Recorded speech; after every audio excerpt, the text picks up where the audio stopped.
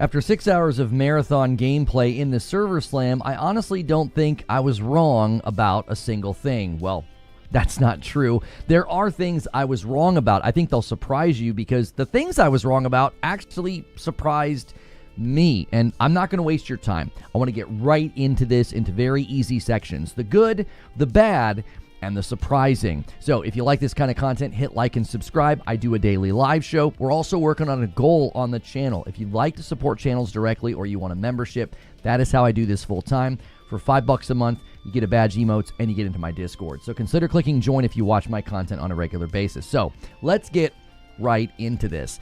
There is definitely good, there is definitely bad, and there are surprising things about Marathon that I encountered after playing the server slam. So let's just start with the good, okay? The tone, the setting, the lighting, I think they have done a very, very good job with this. I definitely agree with everybody who has said that they have improved the overall visual tone and feel and vibe of the game. Now, I'm not talking about art style. There are certainly people that do not like the high contrast colors, and some of the sections where the lights are almost like an orange or a green, it can be almost difficult to see. There are these like pipes that you can walk through, and it's almost blinding with how bright and high contrast they are. It also can make a lot of visual noise and clutter when you're looking at things. That's not what I'm talking about. That gets into like subjectivity of what you like and what you don't like. Some people are expressing like visual fatigue with the game after playing it for a while. I'm talking purely graphics. Within that, with the tone, with the setting, with the lighting, with like the textures and stuff, I think they have done an excellent job.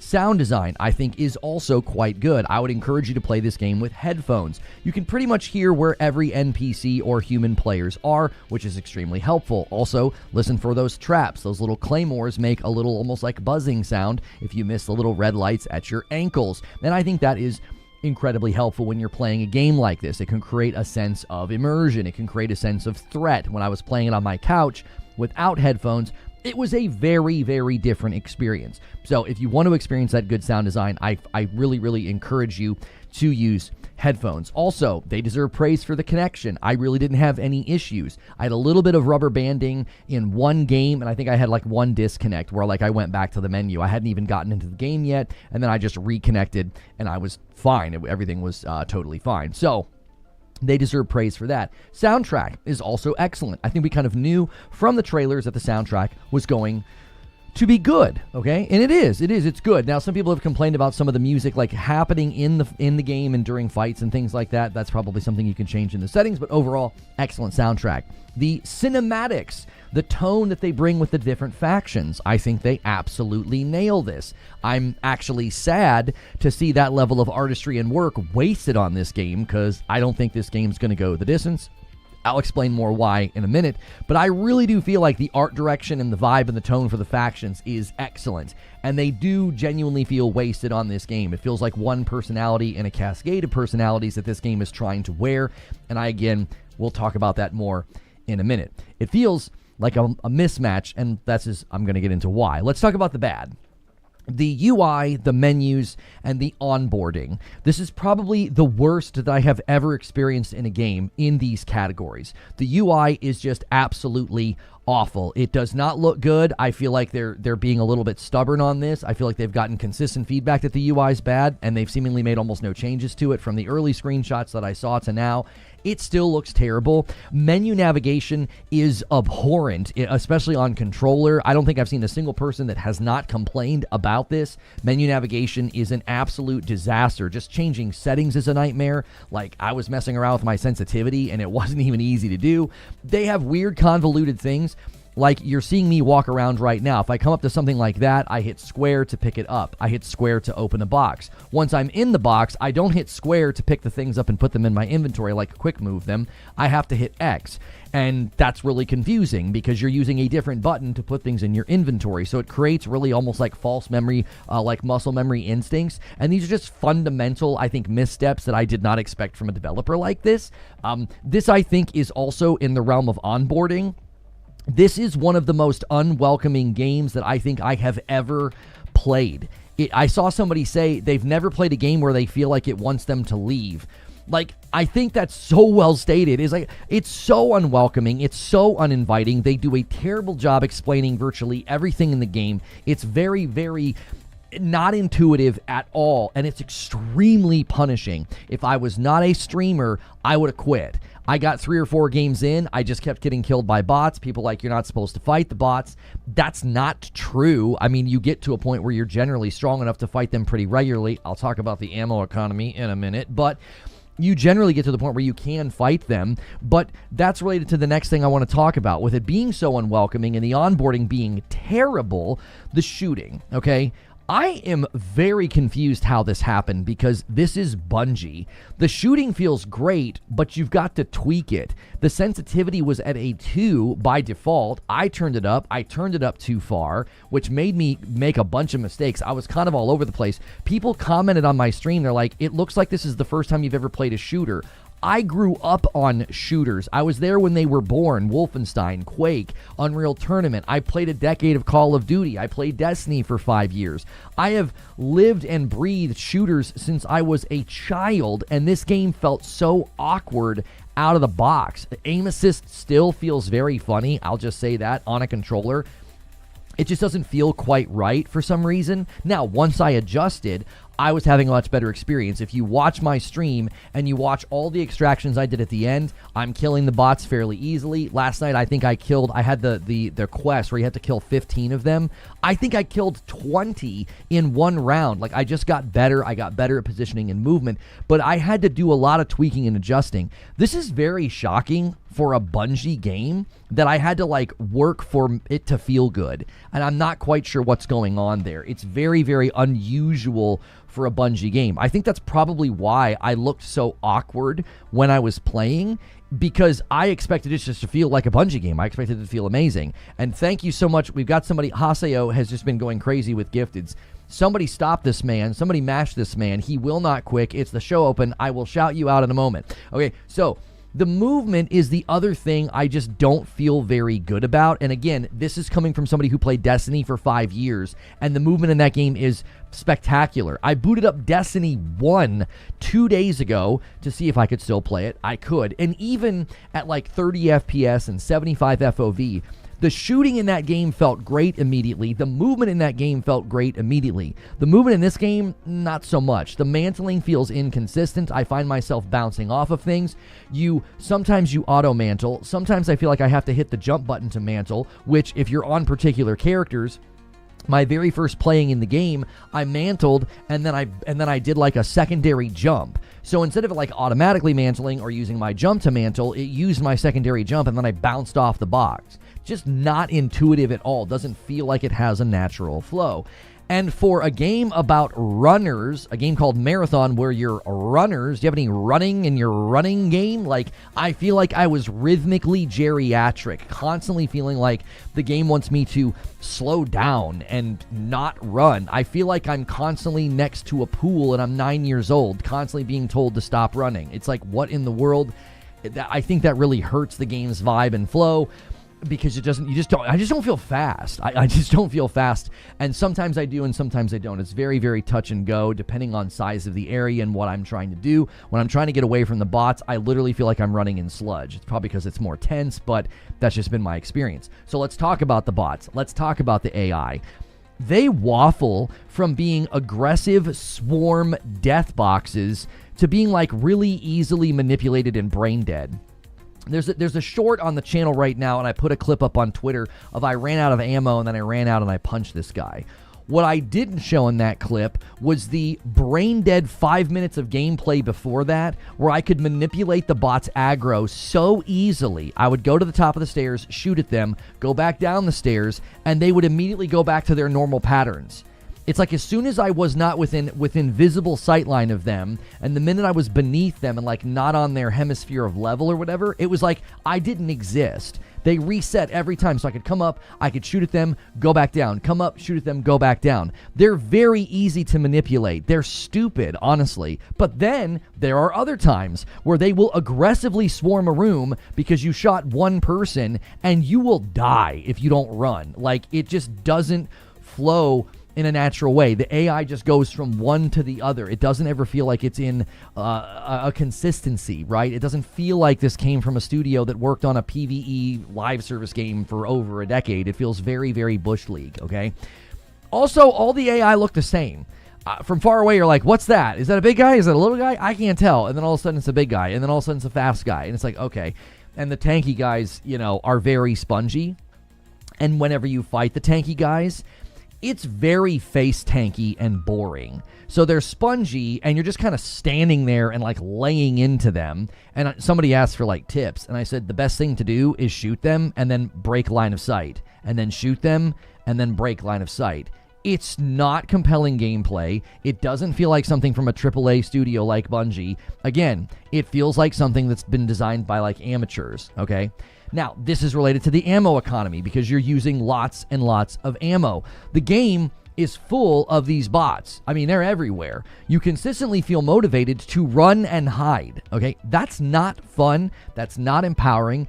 It really honestly gets boring. Once the tension fades, like once I kind of got the lay of the land and I knew where to go and what to do and kind of what the strategy was, it just got very boring. It was like nothing here is compelling or fresh or new. The bots they're so spongy and there's so many of them. It gets to the point where they're a nuisance on the map. You're just kind of avoiding them because you don't feel like they're worth fighting. They are worth fighting if you're looting, by the way, but they don't really drop enough ammo. That's one of the problems. Like the ammo economy doesn't seem to be rhythmically replenishing you. So like you'll kill, just last night, I killed like five bots in a row, and none of them dropped ammo. I think one of them dropped ammo. And so it's like, I'm sitting here now on my back foot. I had to switch to a different weapon because I had to switch to the weapons that they dropped because they had ammo in them. Okay. Just not good. Okay. So that's all the bad stuff. Let's talk about the surprising stuff. Okay. This is what surprised me, and this is what I think I was wrong about. Let's talk about PvP. It feels non-existent, and it feels like a tack on. Also, you die super fast. It just feels like who shot first. Like if somebody starts shooting you in the back, I mean, I barely got away last night, and I had like a sliver of health, and the guy came around the corner and shot me once. It was wonderful. I went to extract, and that's what happened, right? Which is an amazing experience. The guys that I have killed, they die so quickly. I come up behind them, and I just lay into them, and down they go, right? One of the reasons that PvP is non-existent is because everybody's getting killed by the bots in the early areas.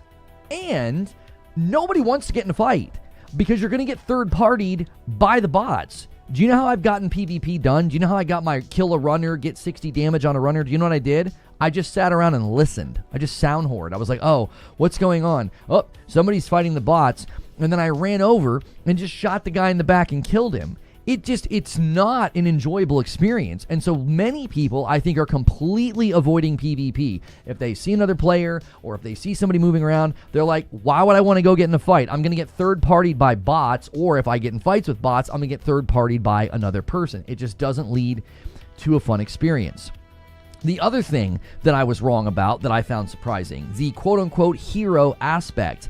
Abilities in this game are a non-factor in fights because the TTK is so dominated by the guns. I was wrong about this. I thought the abilities would be annoying. They'd be a nuisance. Now, maybe they still will be annoying. Maybe the abilities will make all of this worse because it's very possible that a meta will settle. Right now, if you're playing solo, my advice to you is just run the assassin because it makes it so much easier to extract. You can go invisible. You can put smoke on the extract. If you're by yourself, Rook makes no sense. I mean it. Rook makes no sense. The assassin's better.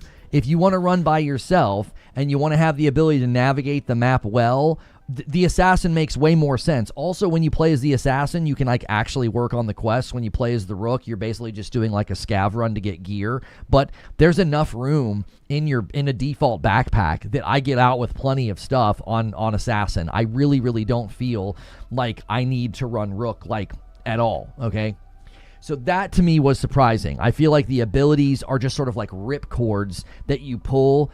They don't really enhance the gameplay. That's why I play as the assassin. I'm like, oh, pull the rip cord, go invisible. Oh, pull the rip cord, throw down smoke so I can get out. Again, the meta may change, but with how absent PvP is currently in the game, I just wonder how much of the abilities are even going to show up because many people are just, going in with guns and getting in fights.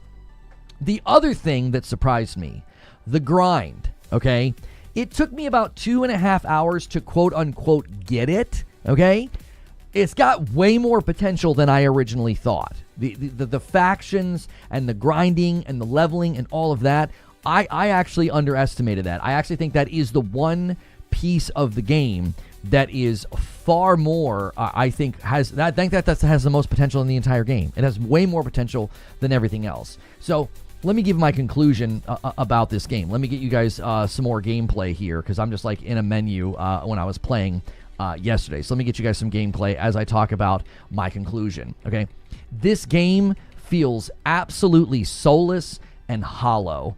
It is still very much an MVP. It's still very much a minimum viable product, okay? There are lots of rough edges. There are blatant mistakes. For a Bungie game, this is absolutely below the bar. This is not a AAA, super polished, super robust Bungie game. There is so much about this game that is still, to me, evident. This thing is not ready. I don't think it was even close to being ready last year. It is shockingly sloppy and vacant given the delay and all the praise that people were heaping on it. This does not feel like the next big AAA game from Bungie. It really doesn't. This feels like somebody's first go of it, and it is not, to me, it is not at all ready to go the distance. Bungie, in my opinion, they still do not know how to blend PvE and PvP. They don't. They're bad at it. I'm just going to say it. They're not good at this. They need to just pick a lane, okay? This very much feels like a PvE game that they have tacked the PvP onto. Not in the way that Arc Raiders did. We know Arc Raiders did that successfully. I think those Anon the 9 rumors are true. Lots of Destiny just sort of oozes through the cracks here. These areas very much feel like public spaces that were built for Destiny, that they've got like NPCs and bugs and birds and things in. It's very, very Destiny in that regard. And there's like these guys, roaming around. It does not feel like an extraction shooter with this like intense PvP focus. It feels like a PvE game. You're running into way more bots and way more non-people the entire time. Now, I'm not complaining about that. That's great for me. I played this game for the most part now. I have played it mostly like a PvE game. I go in, I run a couple missions, and then I get out, right? And I don't need to extract, right? I've got plenty of loot from completing the quests. Like, I've gotten killed a couple of times by other players who like hide at the extracts and stuff, which is irritating. And I think a lot of people are going to bounce off because of that, because it's not fun to have that happen to you if they don't bounce off of the onboarding, because the onboarding is freaking terrible. But that has been my impression of this.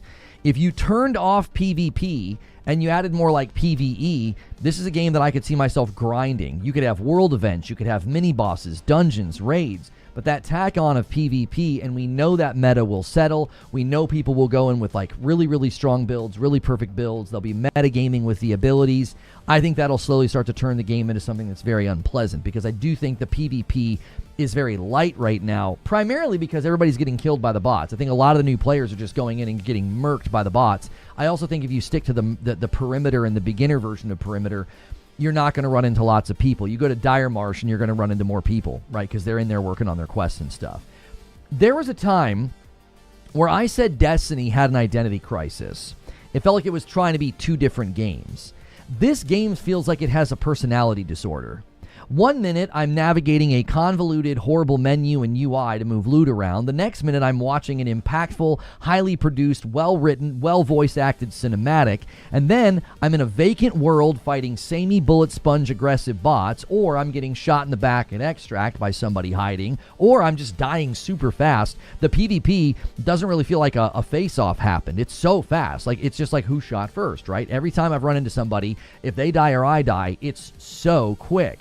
Then I head back to the lobby to get rewards for bounty-like quests to increase my rack with factions, and they all have these really cool identities, these very cool vibes, and all these rewards. So that way I can go back through all of those conflicting tones and elements all over again.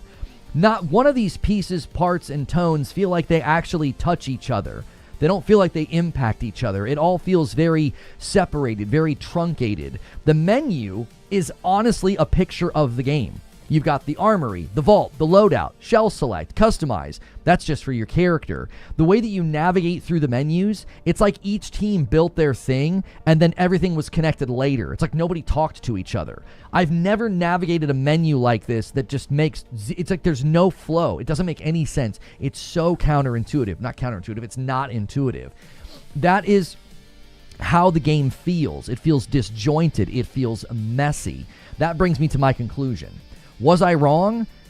No, I don't think so. I do not think they have done enough to convince the general public or anybody who was on the fence. They're not going to win those people over. People are not going to give this game a bunch of their time. If you were on the fence, if you weren't really sure about it, if you were one of the people in the general public that just kind of wrote the game off because of the way they presented it last year or because of the art theft, I do not think this server slam is going to convince you of anything other than to skip the game. I expect launch numbers to be maybe roughly the same with player numbers, right? Or lower. This is not going to be like Concord, but if you remember, that effect happened. They let people play the game for free, and then less people bought it. Now, their numbers were abysmally low, so I'm not saying it's like that. I'm saying I think a similar thing will happen here, though.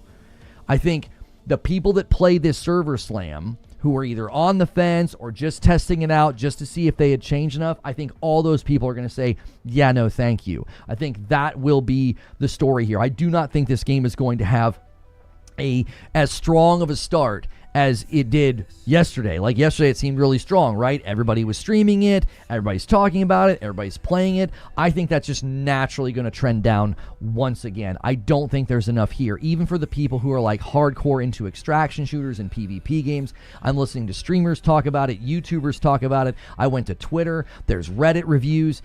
There is a general consensus here that this just does not feel like a robust enough game. It's lacking, it's rough, it's ugly. There's all sorts of negative feedback on it. Now, the people that like it and are having fun, I totally get it. I could totally see getting into the grind with those factions. I could totally see getting into that vibe. But after I ran a couple, it just felt so rote and rehearsed. I just go in, I avoid the bots, or I decide to fight them. I do the little mission, the little quest thing that they tell me to do, and then I just get out. It doesn't feel like there's a hook in it that's going to make me want to play this game long term, especially because they're going to do forced resets. The lack of PvP is another thing that I would think is concerning. Tons of people that were looking for PvP are saying, I'm just not having enough PvP. There's a total lack of PvP. I myself have seen very few players, okay? I think that's the perfect picture of how this game is trying to blend two things that I don't think will blend. If this game was meant to appeal to hardcore PvP players or hardcore extraction players, I think it's such a lopsided game. I think that's eventually going to turn folks away or turn them off initially. The core, casual PvE-minded folks, I don't think they're going to last either because it's such an unwelcoming, such a steep, such a confusing, and such a punishing onboarding. You're going to lose those casual PvE players as well. The question is, will this game get a niche community to maintain a player base? I think time will tell.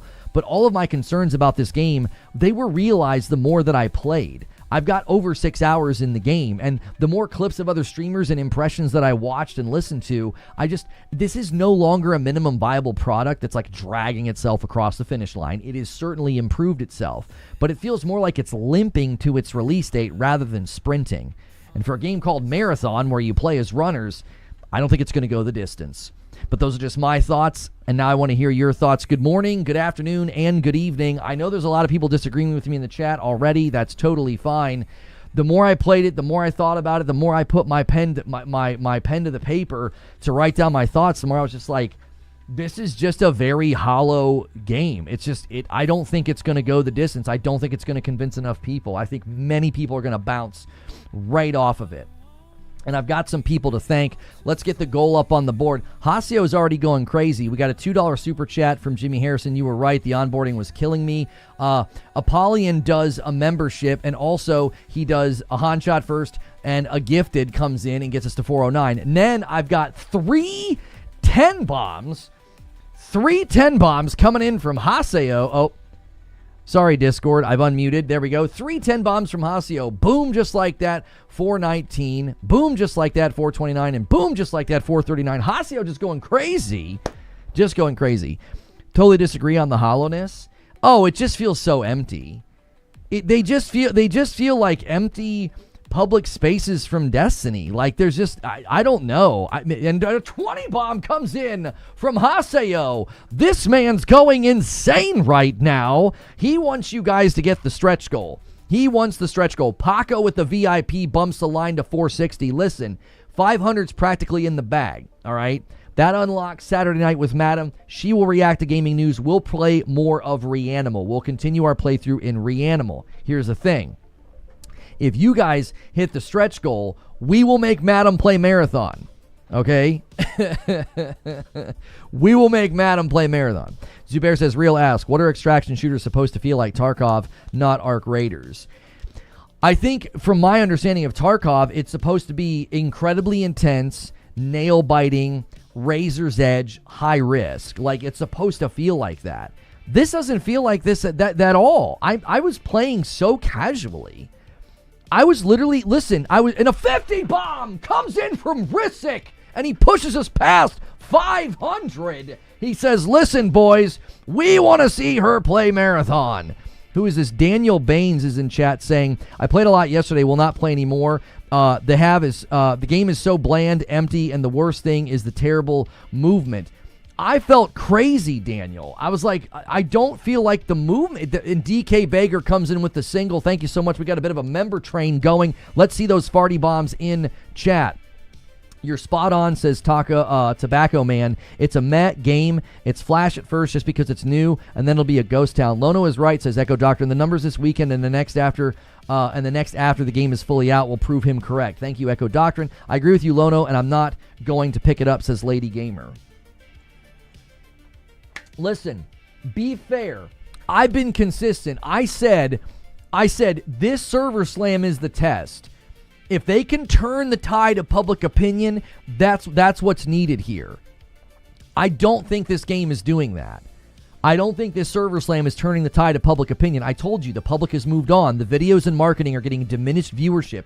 They were policing the comments because people were being very, very critical and very negative. Now, if people were brigading, so be it. Police the comments. But, like, the public has moved on. The videos, the trailers, the advertisements, anything to hype this game up. Many people have just not been watching or paying attention. The server slam was the ability to get people back on board.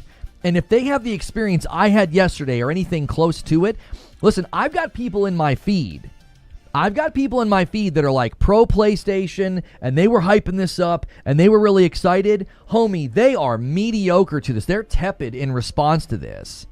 They're like, nah. They're like, it just is so rough. There's a rough edge to it. It's not welcoming. It's punishing. It's convoluted. The UI and the menus are bad. These are people that were like looking forward to it. Yeah, I saw Co turn it off after like 30 minutes. He was like, he just went back to Mugenics. He had a successful extract, and he was just like, yeah, okay. The game was not difficult. I killed players. I killed bots. It's just boring. It's not for the general public. I'm here to tell you, if you don't get people to change their mind about this, I don't think they're going to get enough players. I really, really don't. Wow, there is a lot of people here on YouTube. Holy mackerel. Listen, if you've never been here before, I played the game yesterday for 6 hours. I do a daily talk show like this Monday through Friday. Hit subscribe and the like button so that way you'll see my content more often. And listen, feel free to disagree. Feel free to disagree with me. If you're having a good time, listen. I got a glimpse of what this game could be yesterday. I was like, I'm kind of feeling the vibe and the pull of the grind and the factions, okay? I get it. People said the same thing about Tarkov. If you think that this game can survive with Tarkov's player numbers, then cool. And also, look at how Tarkov's doing now. Like, if you think that this game and Bungie and their budget, if they can survive with Tarkov numbers, I'm sorry, Eugene. I just don't think that's the case. Cat Attack with a $10 super chat says, there's over 318,000 players playing Resident Evil 9 right now on Steam as I type this. I highly doubt that there's nearly that many people playing Marathon. Yeah, Resident Evil is exploding. Not really a factor, though, in judging the success of Marathon, though. I feel like there needs to be more bots, but at the same time, the world needs to be a bit empty because it's a dead colony. I'm telling you, it's so juxtaposed. Yeah, Tarkov's not on console. Like, if this game gets a crowd on console, I'll be shocked. Like, if they get a sizable, healthy crowd on console, I'll be shocked. I just will. I think in general, there's something about console players that I see them bouncing off this game. I just see them bouncing right off of it. Like, PC players are bouncing off of it. So if PC players are bouncing off of it and they're just like, yeah, I don't think so. There's issues with mouse too. Like, people were having issues with the mouse. That's obviously not helping. But like, for a Bungie game, it just doesn't feel ready for prime time. Like, the shooting felt weird. The sensitivity being set to 2 felt weird. Like, why'd you have it set so low? Aim assist feels weird on controller. There's weird issues that people are running into with having, when they're playing on mouse and keyboard. It looked that way when I watched you play, says B&E. What looked what way? It never felt dead to me. I mean, the bots definitely keep it alive if you, like, shoot a shot. I mean, they come running, boys. They come running. Steam's a small fraction of the Tarkov player base. People weren't going to abandon their accounts to migrate to Steam. I wasn't talking about the player numbers. I was talking about the review. I don't think it's got the greatest approval rating right now. Excuse me. That's terrible. I played 4 rounds, including the tutorial. I killed tons of bots, and I kept getting extraction camped 3 out of 4 of my rounds. I'll go back to Arc. I like the art direction, and the gunplay feels really solid. I will say this. I have died to players in the 6 hours that I played. I've died to players like 6 or 7 times. Only 2 of those was I actually facing them. Like, oh yeah, we're facing off, and they outshot me. The other five times or so, I just get shot at extract. They just shoot me in the back. They're just like hiding. So, and again, Steam isn't the base. Okay, we're not going to do this thing where you keep citing Tarkov. Make another point. I'm not going to sit here and argue Tarkov with you. That's irrelevant. It is. It's completely superfluous to the conversation. Bungie's budget and their operational costs, they need this game to be far more successful than Tarkov has been. That would be like pointing to Warframe's numbers and acting like Bungie would be okay with Warframe's numbers. That's the kind of comparison you're doing. Let's just stop doing this. It's pointless. Talk about the dadgum game. Talk about why you think the game's going to go the distance. Talk about what you think is working, what you think is excellent. Like, there are so many criticisms from so many different types of players. You could be Ninja, you could be me, you could be people that were PlayStation, like big time ponies that were super excited about this game, and they're being critical of this game. This game is not in a state that I think is going to be successful. It feels so rough around the edges. You can invoke Tarkov all day long. It is so superfluous to how this game is presently landing. I'm seeing so many people just shrugging at it. They're just like, you know what I mean? They're like, I just don't get it. It seems like it wants to be 8 different things. I think it'll last as prosy. They have the budget for updates and it's new. Arc Raiders is not the standard. What do you mean by it's not the standard? Hang on. I got a renewal from the Sagomo. Says, I was going to let Marathon pass, but the server slam is kind of changing my mind. Not there yet, though. Thank you so much for renewing. I don't think it's going to convince enough people. You need a full player funnel. This weird narrative that a studio the size of Bungie can launch a live service game with a narrow funnel, I think that is absolutely foolhardy. It's so foolhardy. It was like when people were defending the player numbers of Highguard and being like, well, they said they don't need a ton of players to be successful. That's what you sound like. Yo, Higgs coming in with a member plus. Let me add you to the total, Mr. Higgs. It's like trying to explain why you enjoy a band to someone who hates that style of music. Right, but here's the challenge, Eugene. One of the criticisms of Highguard was that it was like 3 game modes in one. So if you didn't like the CTF, you weren't going to vibe, right? You were going to get annoyed by the part with the sword. If you like the CTF portion, but maybe you don't like Search and Destroy, you're going to hate the second part of the match, right? One of the dilemmas that I see with Marathon is there are pieces and parts in here that I enjoy. Once I started grinding quests and getting reward and leveling up the faction and unlocking things in their skill tree and feeling stronger because of it, I was like, yo, I could totally do this. I could get into this grind.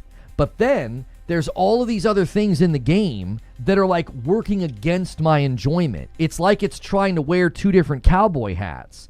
Not even two different cowboy hats. It's like it's trying to wear two different hats and two different pairs of shoes. It just doesn't seem to be working. It's like if you really like PvP, there's a lot in this game in your way. There's a lot in your way that are going to make you like it.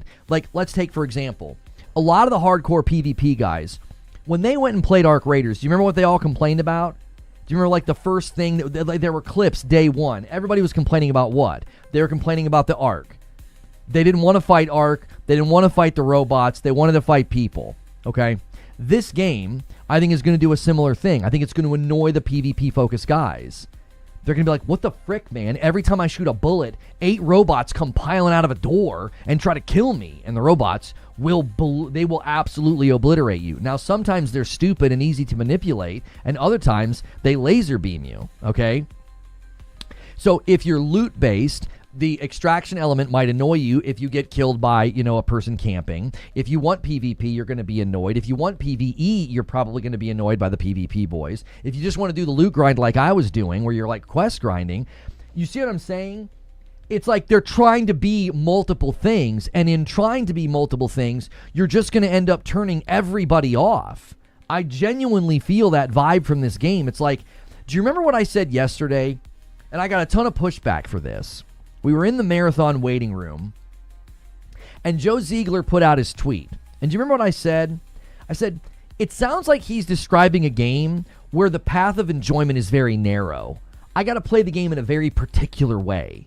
Don't use too much ammo. Don't get in too many fights, right? Sneak, and it's like, man, oh man, it sounds like you're describing a very, it's like a high wire. It's like you got to stay on this to have enjoyment. Do you know what that means? The only people that are going to enjoy the game are the people that are on that high wire, that enjoy the high wire. Everybody else is going to fall off.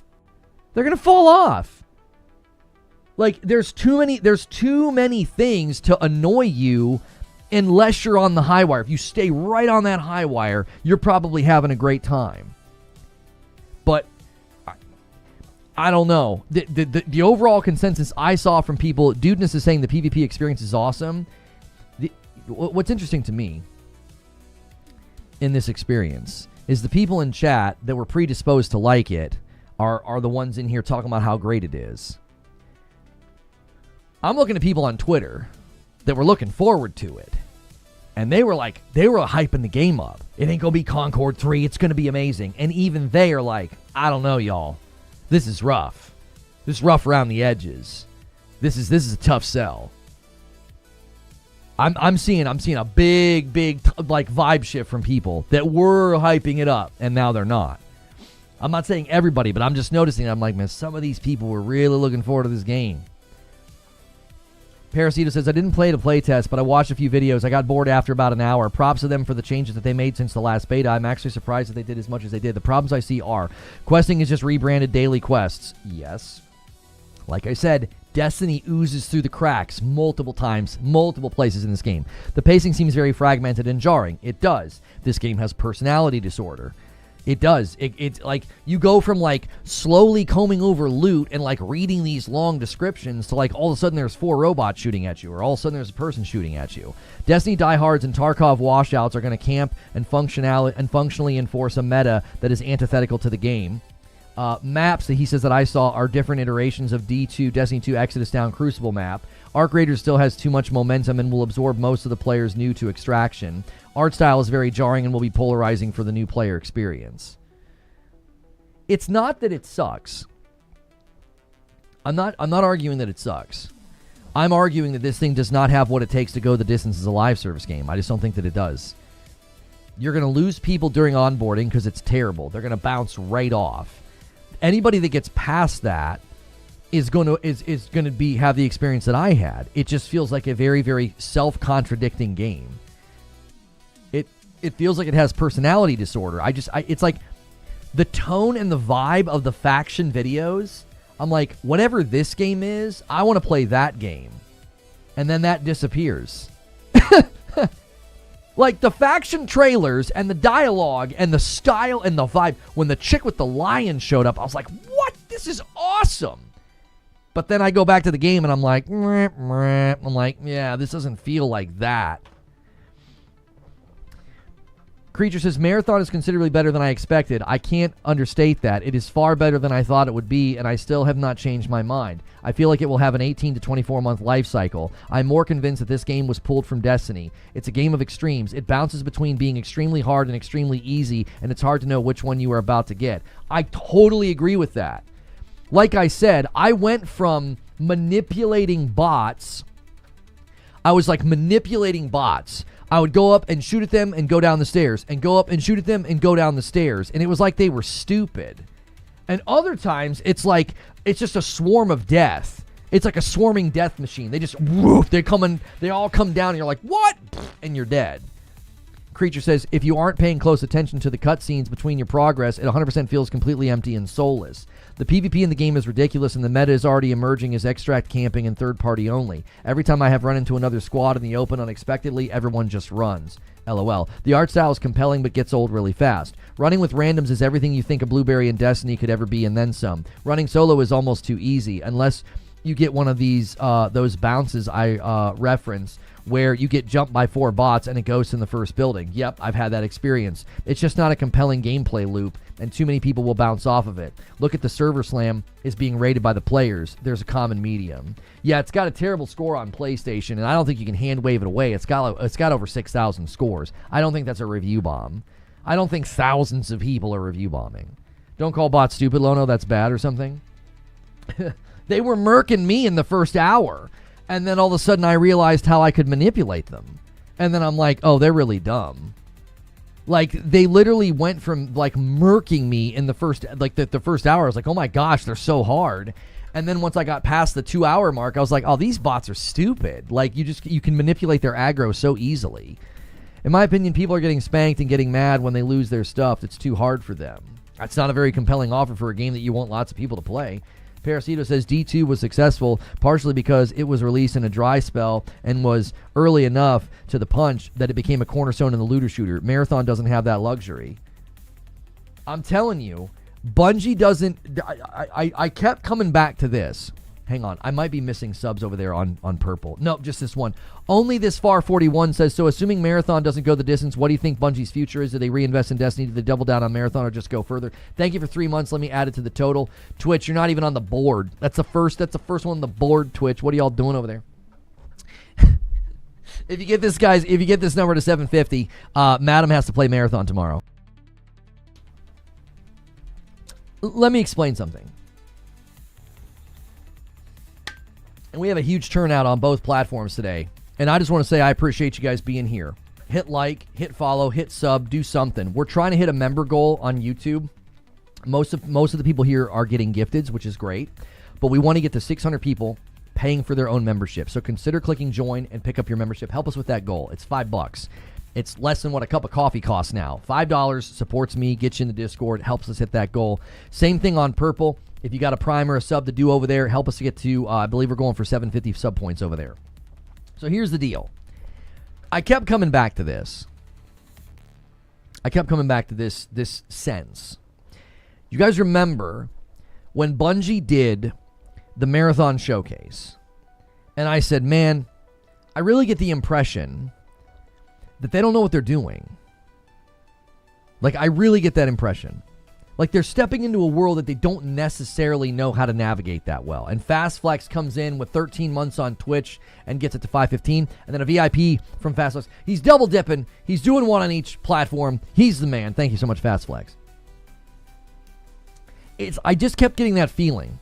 It's like, y'all stepped into a world that I just don't think you fully understand. At every turn, I'm like, the menu and the navigation and the inventory. Let's just take that. Let's just start there. It's so convoluted. It's so not intuitive. It's confusing. It's cluttered. It doesn't look good. It's all flash and no function. Somebody said that yesterday. I think it was Wired Rope. It's all flash and no function. Yo, Rooney over there with 4 months on purple, trying to get that hype train to roll over. Thank you so much. That's a great point. This is Bungie, not a few modders. This should be better. Yeah, it doesn't feel like it's at the quality of like a brand new Bungie AAA game. It feels very much not ready, and it's because I don't think they know what they're doing. I just don't. I feel like they've stepped into a world and they've stepped into a reality where it's very, very unfamiliar to them. And I think they went with what they know best, which is like they're really good at art direction. They're really good at wowing people with tone and vibe. Lono, can you dive more into the similarities to Destiny? From watching people play, it looks like they're playing in the Cosmodrome with a different paint job. Oh yeah, the maps very much feel to me like just public space Destiny. The minute they don't feel like that, it's because like maybe they're like you're in like a hallway or a corridor or something, and you're like looting. But when you're out in the open spaces and you're going in and out of buildings, it just feels like I don't know. It just feels like Destiny to me. It just oozes Destiny. I don't know. They're really good at vibe. They nail the vibe. Like if you watch the trailer, you watch the trailers, you listen to the music, you watch the faction trailers, you're like, oh my gosh, these factions are so stinking cool. And then you go and play the game, and all that cool faction stuff feels like a different game. That's why I said it's almost like it's got personality disorder. It's like when you watch the movie Split, and he's waffling between the different personalities. It's like 1 second, the game's got like this serious, tone of, it's not post-apocalyptic, it's like future-apocalyptic. It's like we're out in outer space and resources are scarce and but it's capitalistic, right? You got all these competing companies and they all have these cool identities and these cool feels, right? And you're like, oh, this is so neat. And then all the guns look and feel the same. The UI is this flat, gross mess. The gameplay feels hollow. You're just like, okay. It feels so manipulatable. It's like I just go in with nothing and work on a quest and die because some guy's camping an extract. And I'm like, I didn't lose anything. Who cares? I got my quest done. Creature says, it's just so obvious that the game was never meant to stand alone after spending a few hours and 12 or 15 runs across all the areas. It was intended to be part of Destiny. I very much think Anon the Nine's leaks were correct. I do. Can you guys get us to 300 likes on YouTube? We are cooking on YouTube for some reason. There are so many people here. Try to get me to 300 likes. Holy mackerel. We appreciate you guys being here. And listen, if you don't agree with me, that's totally fine. I want to hear what you have to say. I do. I want to hear what you have to say. African Jedi with 40 months says, I feel like the game will be good for console players that haven't touched extraction shooters to get a taste, but that's it. Soulless. Well, I think something that's really going to hurt this game. And I was diligent. I was extremely diligent to not mention Arc Raiders almost at all in the show open, because I knew that's what people would do. You're just comparing it to Arc Raiders. Just go play Arc Raiders. I got news for you. Arc Raiders is a serious problem for this game. I mean that. I think it's a serious problem for this game. I think in general, at just a general level, more people that have played Arc Raiders are just going to go right back to Arc Raiders. Like, they're going to play this game for like an hour and be like, it's just... I think it's easy to shrug at this game. It's a very easy game to just kind of shrug at and walk away from. It just isn't that compelling. It isn't. I was primarily playing it for curiosity. I wasn't playing it because I was hooked. I got a taste of that grind with the factions, and I was like, okay, I could see this being really enjoyable, but then I went into the game, and I'm just like, the gameplay is just not that great. It just isn't. It's very, very mediocre for Bungie. Movement doesn't feel all that great. Gunplay's fine, but the AI, again, it waffles from being hyper-aggressive to stupid and easy to manipulate. I feel like I'm constantly like looking for something. That's what I feel like I'm doing. I feel like I'm constantly looking for something. It's like, we'll go here and look for this thing. And so I'm just wandering around buildings, waiting for a little yellow icon to pop up, and then I go do the little yellow icon, and then I'm back into the lobby, and then I've got a quest complete, so then I get gear and I get loot. Yeah, the mantle system feels terrible, doesn't it, TJ? I'm like, what's going on with the mantling? Soulless is the word. There's no hook. I would have to argue that Marathon is an issue for Arc Raiders. You've already seen the issue with Arc Raiders, and a good chunk of their player base has already left. I just don't think that that's the case, though.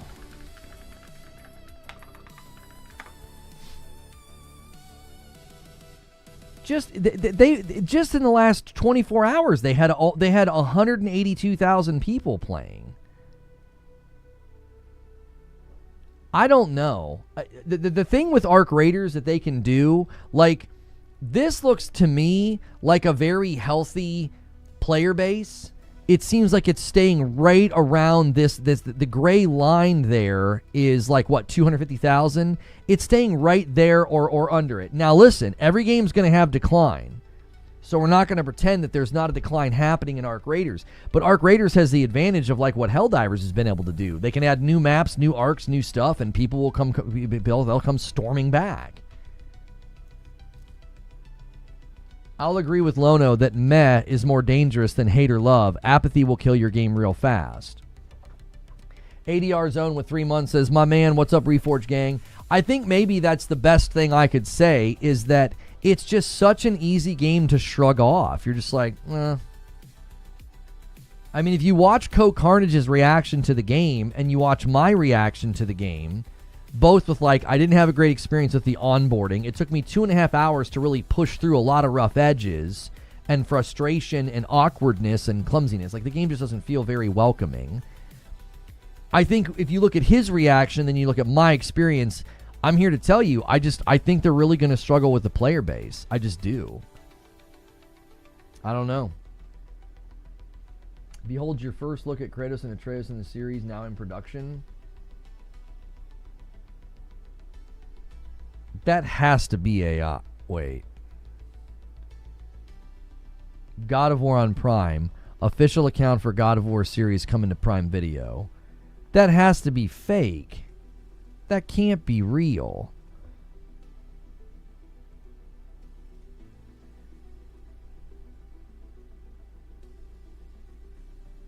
That has to be... That looks like AI.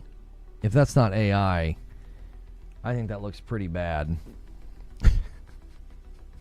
That looks pretty bad, y'all. That's the official... Oh, yeah, that's bad, boys.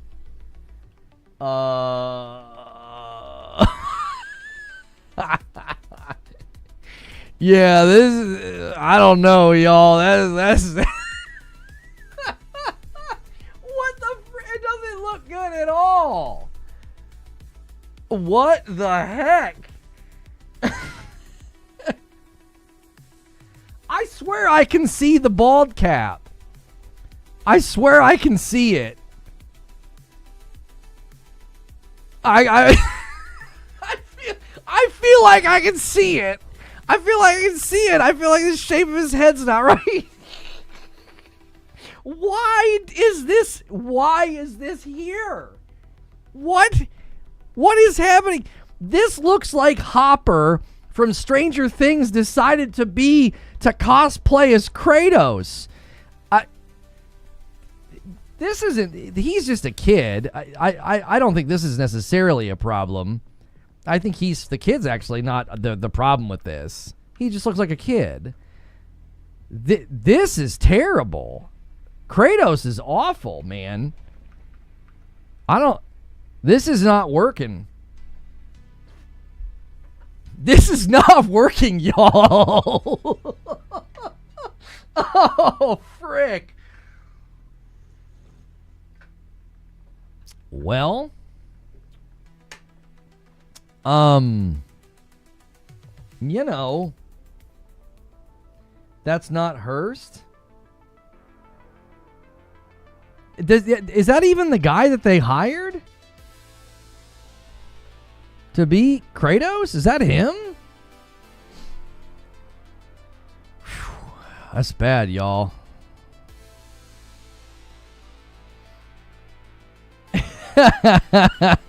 Somebody said peak.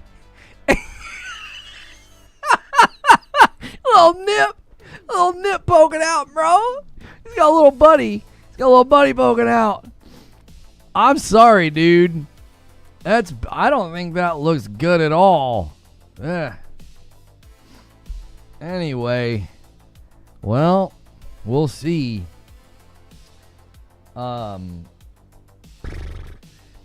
Team composition can influence how you play as well. Yeah, let's bring it back to Marathon, not that abomination that we just looked at. If you guys haven't hit the like button yet, hit the like button. We're talking about Marathon gameplay, Marathon first impressions.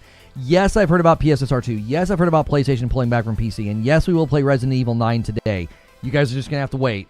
Marathon's too hot as a topic, and we will play Resident Evil 9 later. That'll be the second stream of the day.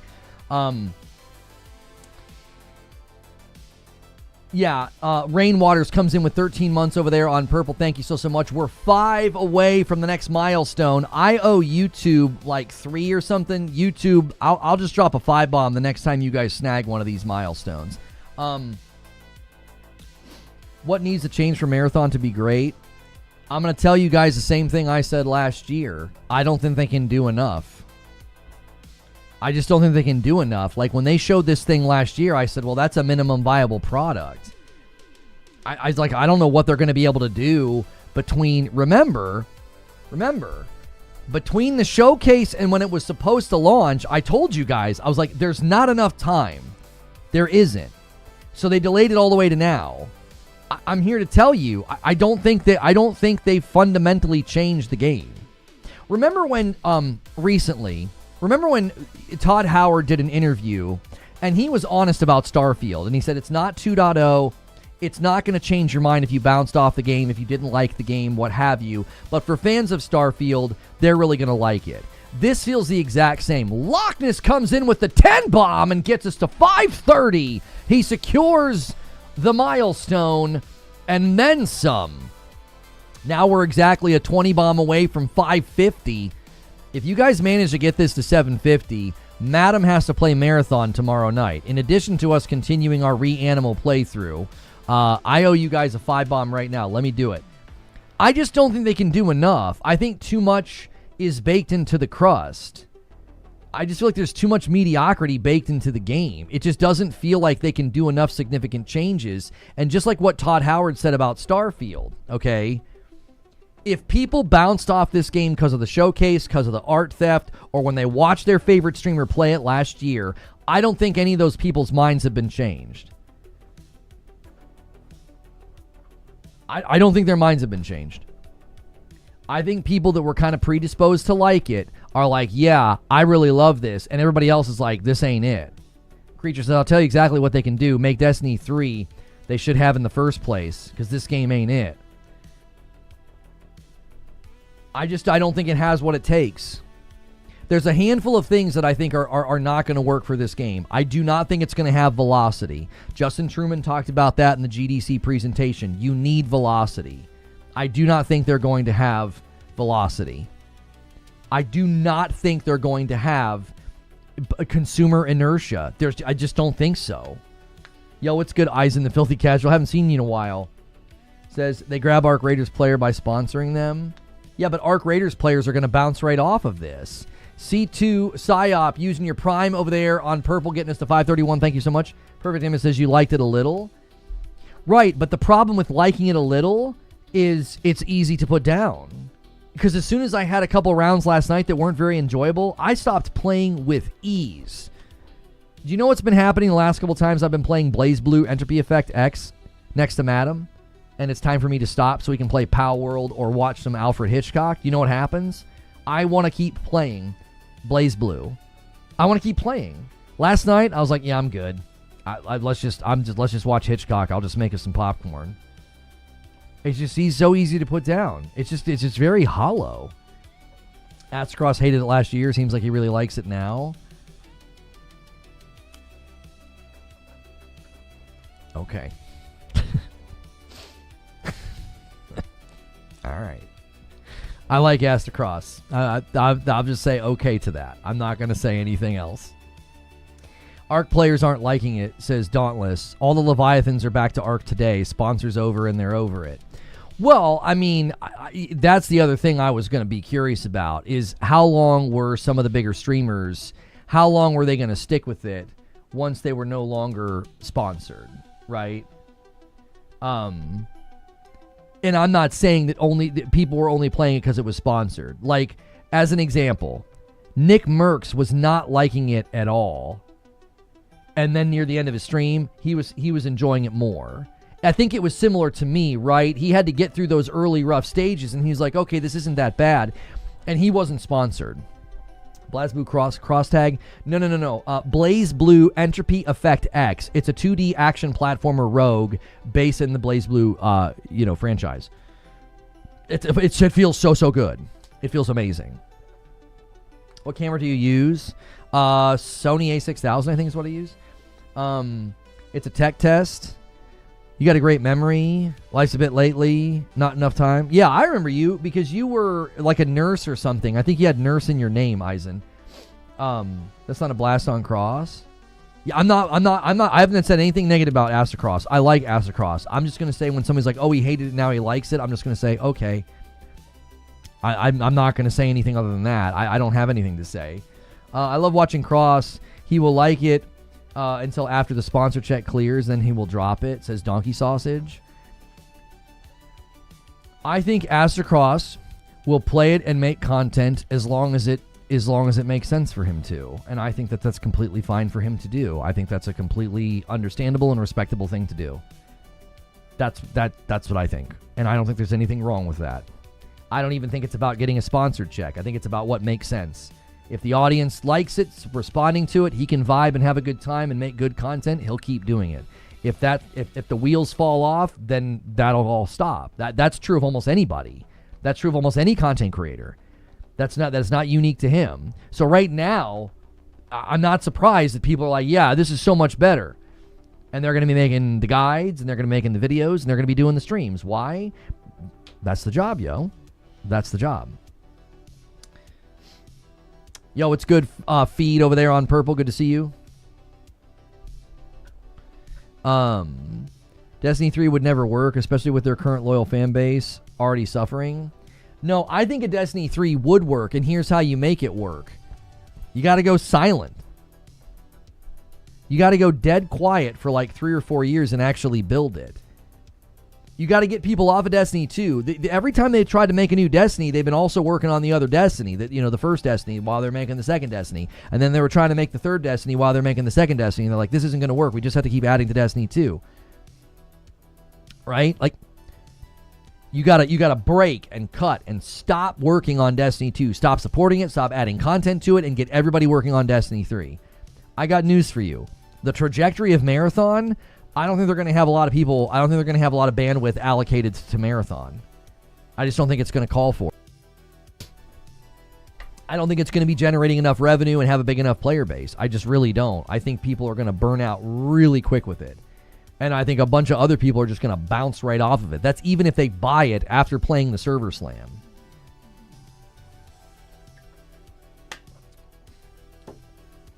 Thank you for the 3-stream streak feed over there on Purple. They use all the resources given to them by the community over these years to make Marathon instead of making D2 better or a Destiny 3. Will Sony pull the plug quickly? I don't think Marathon's going to flop. I've been choosing my words very carefully. I don't think it's going to go the distance. I don't think it's going to have enough player inertia and velocity to last. Like, I think they're just going to run out of players. Like, I think they'll have a player base. I don't think it will be a big enough player base to warrant a lot of bandwidth, money, and resources. Does that make sense?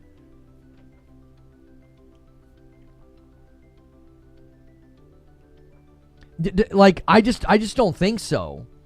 I'm not saying it will flop, it will be bad, it'll be a commercial failure. I'm saying I just don't think it's going to get enough inertia and velocity as a live service game to go the distance. It is the worst onboarding I have ever experienced in a video game. It's one of the most convoluted, poorly designed UIs and menu systems I've ever interacted with. That is enough for a ton of people to spend an hour in the game and never again. That's all it takes. First impressions, done. People are like, yeah, this sucks, and they're out. That's the shot that you got. And they missed. This is not the look. I was shocked how bad the onboarding and the menu and all that was. I was shocked. I was like, this is confusing. I game as for a living, and I'm like, this is confusing. I watch plenty of other gamers and plenty of other streamers say the same thing. They're like, what? What am I supposed to do? Where do I go? What is this? How do I do that? There are guys uploading videos right now showing you how bad the menu navigation is, how convoluted and backwards everything feels. People were like, oh, you're just rusty. You've not played. It's like, this has nothing to do with me not playing Destiny or not living in a shooter for the last 5 years. Exactly what happened to me. I couldn't stand the menus and I dropped it. The UI sucks in Destiny as well. I'm not surprised. I never thought the UI in Destiny was a problem. I always thought it was fine. Now, maybe not now. I'm sorry. Maybe not now. Back in the day, it wasn't too bad. Now it's, If his sponsor check is as lucrative as this, he won't have an issue dropping it. You say, come on, no, that's not purple. No, that's set by the whoever does the sponsorships. That's set by them, not purple. It's based off of viewership. My offers are always higher than that, by the way. I get sponsored offers all the time on Twitch, and they're not $11. So whoever took that screenshot of $11, I don't know, if you stream to 10 or 20 people, that's going to be the offer. My offers are around $40 or $50 for an hour, which is low, but I also only stream to about 70 to 100 people concurrent. So it's like, I feel like that's fair. Like, I don't know. I'm not banging the top of the board anymore. Mormon Eagle with 12 months. Thank you so much. Let me add it to the total over there on purple. The problem will be that the niche player base pump enough money into it to keep the servers running. Sony wants profits, not to break even. Oh, you're asking, will they pump enough, says Hadigan. Right. First impressions are the most important, and this was underwhelming. I'm here to tell you, this is a swing and a miss. This isn't a man on base. It's not a ground roll double. It's a swing and a miss. I'm telling you, tons of people are going to play this server slam and be like, this game kind of sucks. Thank you for the $3 super chat. Mine, you don't. Says, I'll continue to play at $0. I won't pay 60. Well, it's 40, but I get what you're saying. Creature says backwards. Homies, in between my tutorial run and first run, I stopped to remap the controller because that crap was stupid. Oh, like the looting buttons being backwards? At least that's how it felt like to me. There's still time for changes before release? I don't think so. So if the UI was better, it would have been good? No, it's the whole package, y'all. When's the release? Like March 5th or something? Hitman says, I deleted it after 30 minutes. I couldn't stand it. Here's what somebody said that I thought was extremely accurate. They said, I've never played a game that I felt like wanted me to leave so much before. It was it does. It's just so unwelcoming. This is what it's like. Have you ever gone to a grocery store and it's not your grocery store? So I can go to Kroger this way and Kroger that way, and I know where everything is.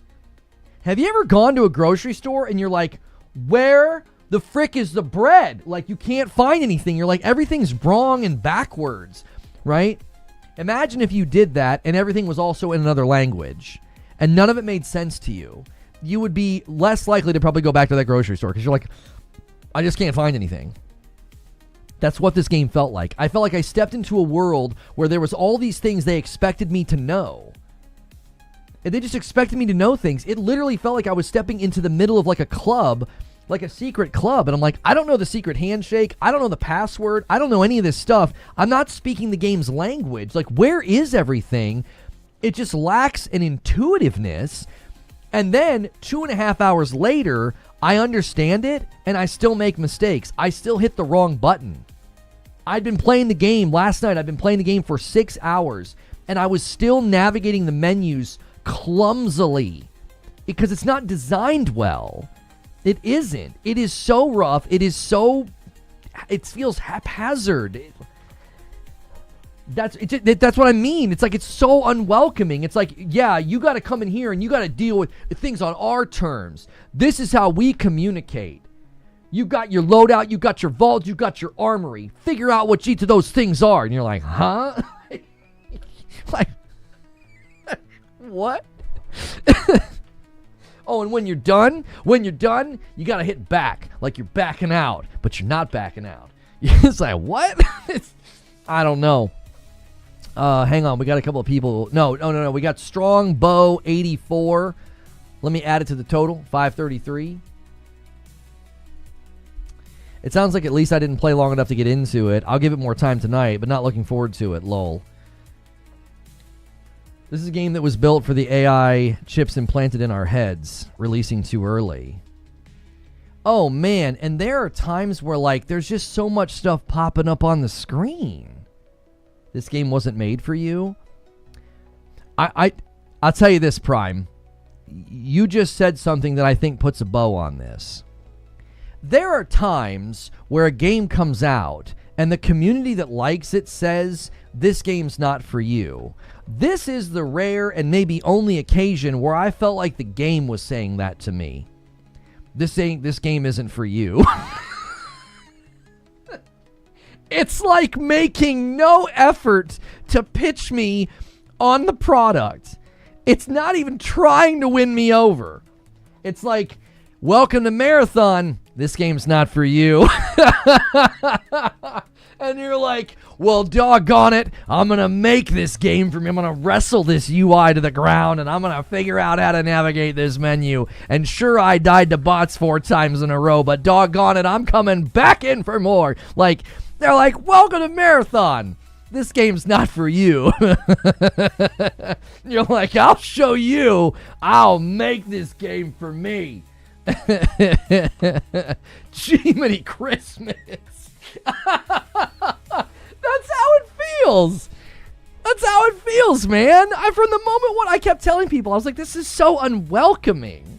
It's like when you go to the store or a restaurant and nobody greets you and you feel like you're inconveniencing them by being there. They're like, can I help you?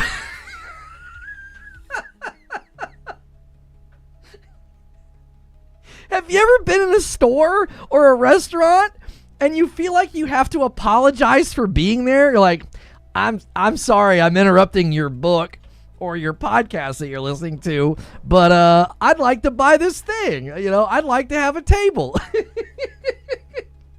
It's so unwelcoming. TJ Boom Boom says it's like being black. Shut the frick up. That's stupid. Don't be talking like that. It's like, why are you here? That's what the game's like. It feels like it's like you go into a place like that, you know, and the person behind the counter, they look at you in disbelief as if like, why are you here? Why are you in this place? And that's what this game feels like. It's like, why are you here? You don't want to be here. None of this makes any sense. Later, Reforge, you got me laughing at work. Incredible Black says, he ain't lying.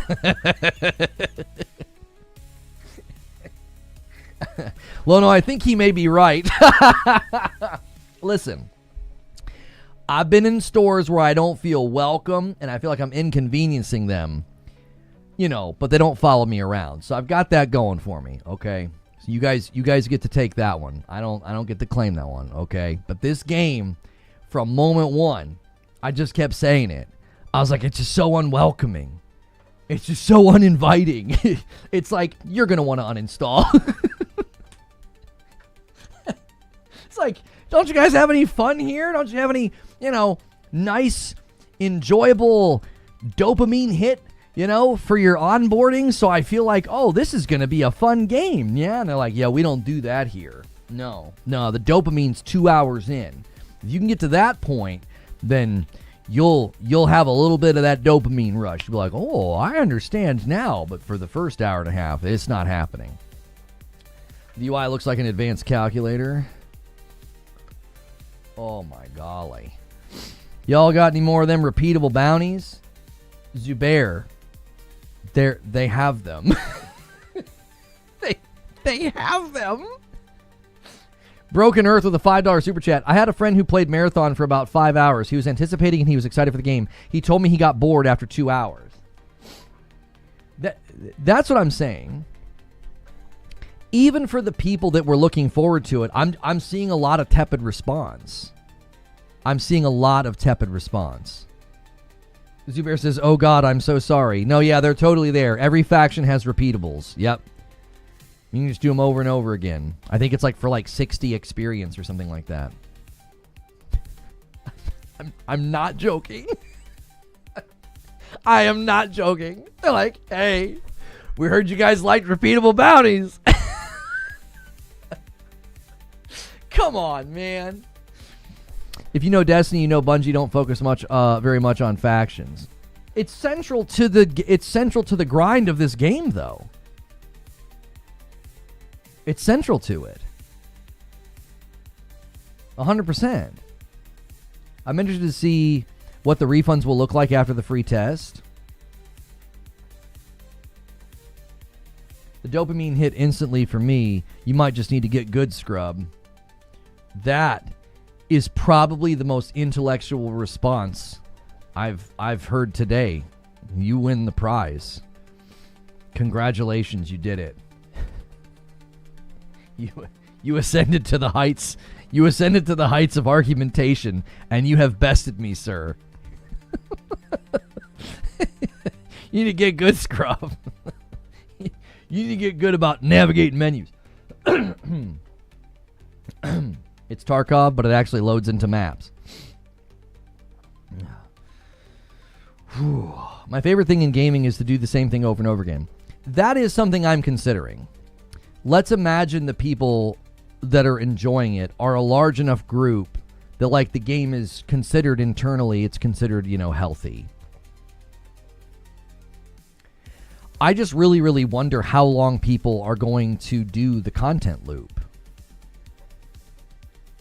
Like, the whole time I was playing, I was thinking to myself, this would make such a great PvE game.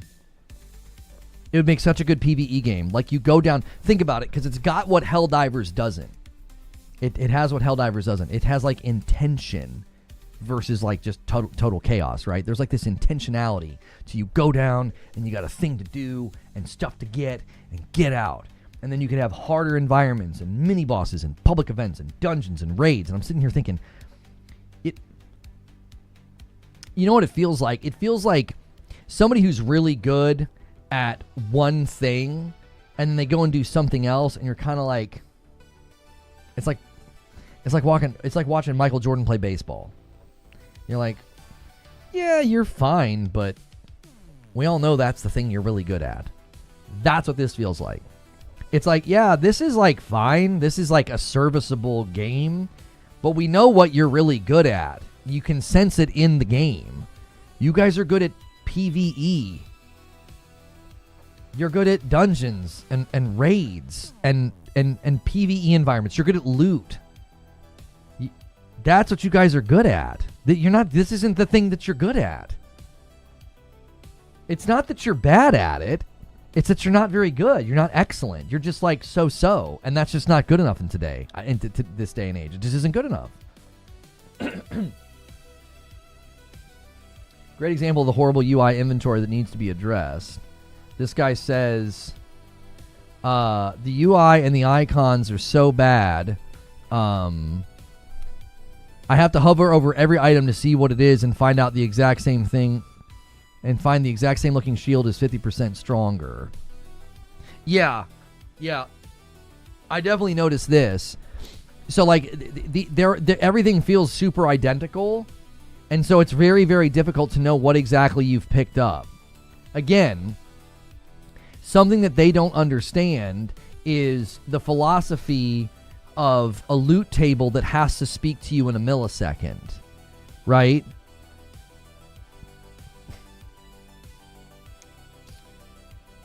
Beats by Bad Music says, hats off to you for being able to shot at the game for so long. I clicked off and came back, and you were still ripping in a new one. Kudos to you. Well, thank you. So, like, they speak the language of a game like Destiny.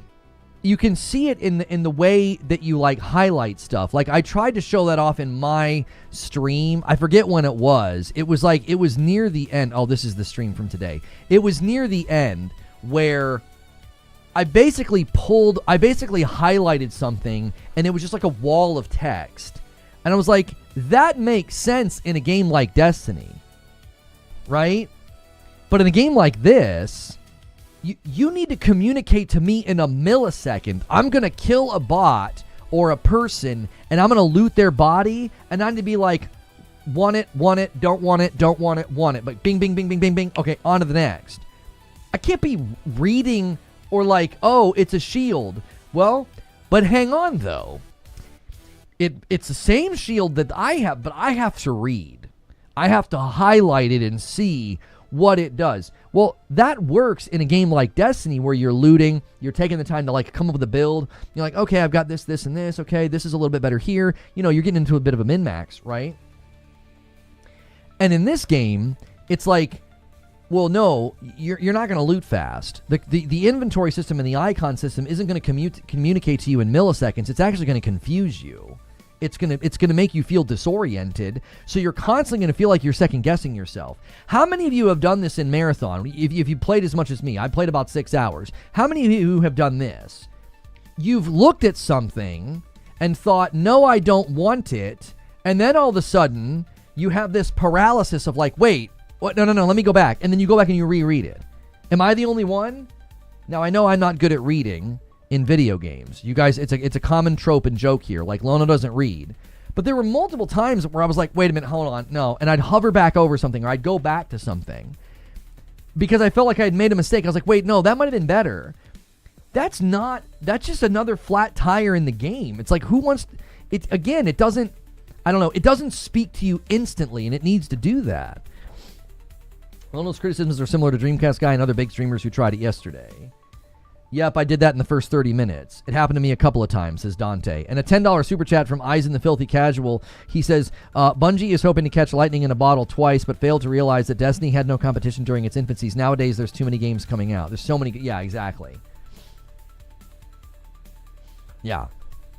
I think that's going to be their biggest dilemma. Their biggest dilemma is going to be that, look, you guys... You guys had a distinct advantage when Destiny came out. You could build the plane in the air because there were no other planes in the air.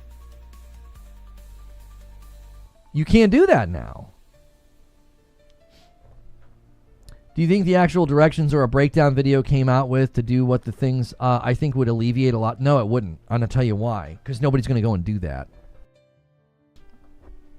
When's the last time you played a game that frustrated you or wasn't all that fun or was confusing and you're like, you know what I'm going to do? I'm going to go to YouTube and I'm going to watch a video to help me with this. Now, you will do that in a game that you're actively enjoying if you get stuck. If you get stuck in a puzzle, if you're in a Metroidvania and you're like, I don't know where to go now. Like I had that happen to me a couple times in Mio Memories in Orbit. I'm like, I just don't know where I'm supposed to go. And I was enjoying the game enough to go and look at a guide. If you're in the first hours of a game and you're like, okay, this is all confusing and convoluted and clumsy and frustrating, you're not going to go look up for a breakdown video to be like, oh, that's how I'm going to play this game. Now, some people might, but the vast majority won't. So much abundance of fun games I'm enjoying. That's the thing you have got to remember.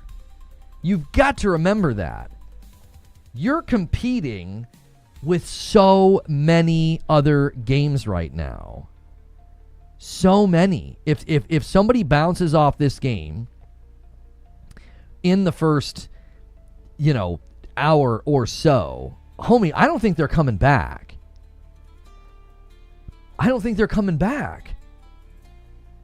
They'll just go play something else. They've already purchased Arc Raiders. The clip of Co Carnage shutting the game down after he successfully extracts. Okay? Co shuts it down and just goes back to Mugenics.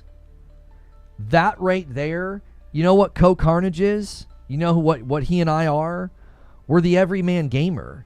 We're just like the dude, the dad, the guy that just comes home from work and just wants to play a video game. Like, I just feel like we're more of like the average Joe gamer. And I think that those are the people that you need. You need those people. You need to hook some of those people.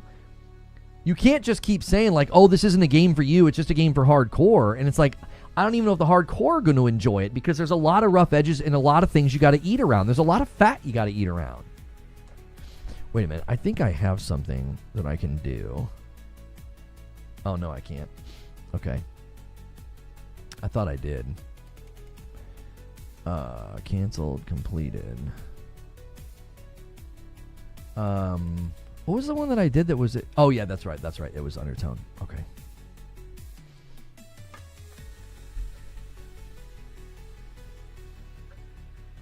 Omar says, also, as a dad dude, I'm out. Average gamer here, and I like going in for a quick run and marathon. It respects my time. Now, I will say that Put-Aten, or what, I don't know what I'm supposed to Put-Bin. I'm not sure what I'm supposed to call you. I don't know what everybody else is feeling, but I'm kind of addicted to marathon now. I will say that you can play this game very laid back if you're willing. You just go in with the assassin and a free kit and just work on a quest. You know what I mean?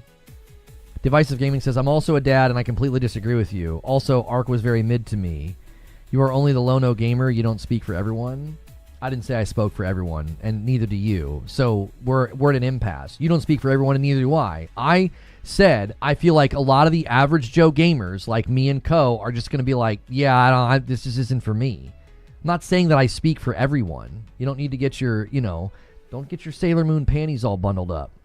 It's a very satisfying gameplay loop. This won't need tons of add-ons like Destiny. Well, like, I could see people getting very satisfied with the faction grind, right? I could see people getting very, very into the faction grind. The question will be, will they go the distance and will they enjoy being forced to wipe? Right? Will they be forced to, like, will they be okay with that? I'm telling you, there's a lot of things for people to trip on is the issue. It's like, well, yeah, you liked it and you were grinding and they didn't need to add a lot of content because you just kept grinding those factions. Are you going to be okay with them completely wiping and taking it all away and resetting you? Zubair says, I'm an old dad gamer and I don't have any kids. I'm not about to have kids. It's like $3 indies. Is not about being $3. That's right. Mendoza with $10 super chat says, my issue with the UI is it's not great. But the big thing is that most extraction shooters, you understand what you are picking up. I have no idea what I'm looting when I play. Yeah, I kept saying, I responded to Big Fry because he was speaking about how he felt like it was really confusing and he didn't understand it. And I said, I felt like I was playing a game in another language the whole time. I literally felt like I don't speak this game's language. What the frick is going on? Even now, after 6 hours, I still second guess, should I pick this up or should I leave it behind? Because I don't visually understand anything that I'm looking at.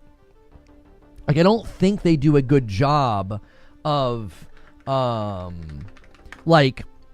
don't think they do a good job of, like, visually speaking to you. Because, like, just as a comparison, okay? Just as a comparison, I see these items once in Arc Raiders, and it never needs to be explained to me again. I've not played in how long, and I already remember that this down here is a lure grenade. I already know it. I already know what that is. You don't need to tell me what it is. I know what it is. I saw it once. I read it once. I know what it is now. Do you see? Like, this visually communicates instantly to me. It's so simplistic. You don't need to tell me what that is. You don't need to tell me what that is. I know what it is. Number one, it's conducive to the identity of the item. And number two, it's just clear. I look at them like, yep, bandage. Yep, shield recharge. Yep. Like, there's an art form and probably even a philosophy around iconography and like itemization and how you communicate clarity to a player. They don't care about any of that in this game. It's all, like somebody said, it's all flash, no function. It's like, well, you guys went for this really, really stylized thing, And what it ends up doing is it ends up looking like I'm visually second guessing all of the time. Let me see here if I can get a good picture. There's not a lot of pictures yet of the inventory from Marathon. Yeah, I mean, this is a pretty good one. Reddit never lets you actually open an image in a new tab, though. I've actually seen people do this. I've seen people adjust this inventory system, and they've made it look so much better. So, like, all these things down here, the little items down here, the bullets are the only thing that I now look at and I instantly know what they are. Like, I instantly know what ammo is. These other items, I'm going to tell you what this is. This is like I'm playing a Destiny game where I don't need to make a quick decision about any of this. I don't. These are all items that I can comb over and look over at any point in time because I'm not in a rush. I don't need to do anything. I don't need to say anything. Like they went for this flashy stylization versus clear communication. And I think it's really, it just ends up feeling very convoluted. It feels like I'm picking up items in Minecraft. It's so true. It's kind of true. You have to like highlight it every time. You're like, wait, what is that? I don't remember. When I played Arc Raiders, in the first hour, I was never like re-highlighting something, be like, wait, what is that? Is that going to heal me? Is that for my shields? It's like, no, I knew what it was after the minute I saw it the first time. Daniel says, I don't understand why people are defending this narrow FOV, clunky movement-based, obtuse UX-designed extraction game. The payoff isn't there. Shooting the guns feels good, but that's not enough. Let's say it this way. I was very skeptical about Arc Raiders. Remember? You guys remember? I was very skeptical about Arc Raiders. And then I played Arc Raiders. And what do we do the very next day? I was like, they're proving me wrong. Yeah, they nailed it. This feels good. This is a fun game. This is a cool game. I like it. I can't believe I'm saying that I like it, but I like it. And guess what? Chat was in here being like, yeah, dude, this game is the truth. Nobody was having to argue or convince or like, but it's for this person or for this type of player. No, nobody had to have that conversation. We were just like, oh man, yeah, this is it right here. I played yesterday, and people in the chat were like, oh, I don't know, bro. And today, the overwhelming majority of the people hanging out are just like, yeah, man, it just seems meh. It just seems boring. I uninstalled. I stopped really quickly. You know what I mean? Hilly, where have you been? I DM'd you in Discord. We've all been wondering where you've been. Hilly says, I agree, many will bounce off. The game to me felt like a confusing mess. I just have no idea, what to do, including launching a mission. Once I was in a run striker match or whatever it is, I couldn't identify what that was or what it did. I didn't understand my runner. I didn't understand the abilities, and I quickly died after moving slower than a pensioner at the bank. I uninstalled after quitting the game, which I also found difficult. Yeah, Hilly, I said I feel rhythmically geriatric. For a game called Marathon, where you're a runner, I feel rhythmically geriatric. It's like, I'm like, here I go. And I'm like, oh, I gotta slow down. I gotta stop. Was he banned? No, he said he was busy. Where is the member clan? I don't know what you mean. Why do people love it though? Says Brew Gear. What's the hook? Okay. I am going to be a person that is enjoying Marathon right now. Okay. I'm going to be a person that's enjoying it. Here we go. I am looking for an intense, punishing, challenging, hardcore extraction shooter on console. We don't really have one, and I want that vibe. I want that grind. I want to lose my stuff. I want to have that intensity. I want to have that loss, and this game's giving me that. That's it. That's the people that are enjoying it. I don't think that they're lying. I don't think they're making it up. I think they're genuinely playing it, and that's the conclusion that they're coming to. They're like, it's intense, it's punishing, it's difficult, it's not for everybody, it's hardcore. Basically, to them, it's like a Souls game. Do you know how in a Souls game, The game is like, welcome, we're going to punch you in the mouth, and then we're going to turn the lights out and not tell you where to go. Metaphorically speaking, a lot of Souls games do that. I mean, they just whap you right in the mouth. You're like, oh, gosh, this is freaking hard. And then when you get through that, they're like, we're not going to tell you where to go. We're not going to tell you what to do. And people have grown to like that. Now, Elden Ring softened a lot of those rough edges. Elden Ring had a more linear trajectory. It was clear sort of where you were supposed to go next. It did punch you in the mouth, but there was a general flow to the game. You didn't feel like it was this aimless, I have no idea where to go next thing. It was less hand-holdy than other games, but it was more hand-holdy than previous games like Dark Souls 1 through 3, Sekiro. Sekiro's not a Souls game, but it's a FromSoft game. So there are people that like that. This game, in a similar fashion, it's like you have to be part of the cult following and speak its language, and then that feels cool because you're like, yeah, this game's kind of for us. This game's kind of like unique and hard to learn and hard to navigate. This is awesome. Yeah, it's also hard and it's also punishing, and you could die and lose your stuff. And everybody else is like, I'm good. No, thank you. Do you want to know why Elden Ring went so mainstream and so popular and so broad and was so insanely globally and commercially successful? Do you want to know why? It softened a lot of the edges that kick people out in the beginning.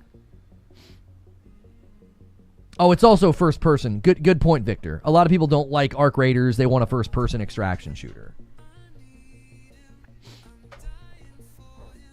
Like, Elden Ring softened a lot of the edges that typically make someone just slide right out of a Souls game. It softened a lot of those edges, and I think that's what's going to spell trouble for this game. Is it's a live service game. You need a ton of people playing. Don't tell me you don't need a ton of people playing. I'm so tired of hearing that. It's not true. We know the pattern for live service games. If you cannot get a very full funnel in the early days, that spells trouble. It spells trouble. Tuco with a $2 super chat says extractions are the souls of FPSs. Let's do this.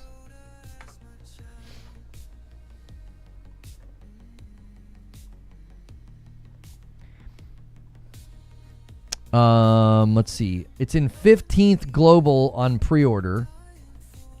I don't know where it was yesterday. It's in 3rd on pre-order. What I would do is I would watch this over the weekend, and I would see if it picks up inertia and momentum and starts to climb, or if it starts to drop. And let's also watch the player count over the weekend, because you can play for free right now. Creature says, I've been crapping on Marathon since the first day I saw it. I played 20-ish runs yesterday, and I like it, but it hasn't changed my mind at all. I don't think it makes it past 24 months.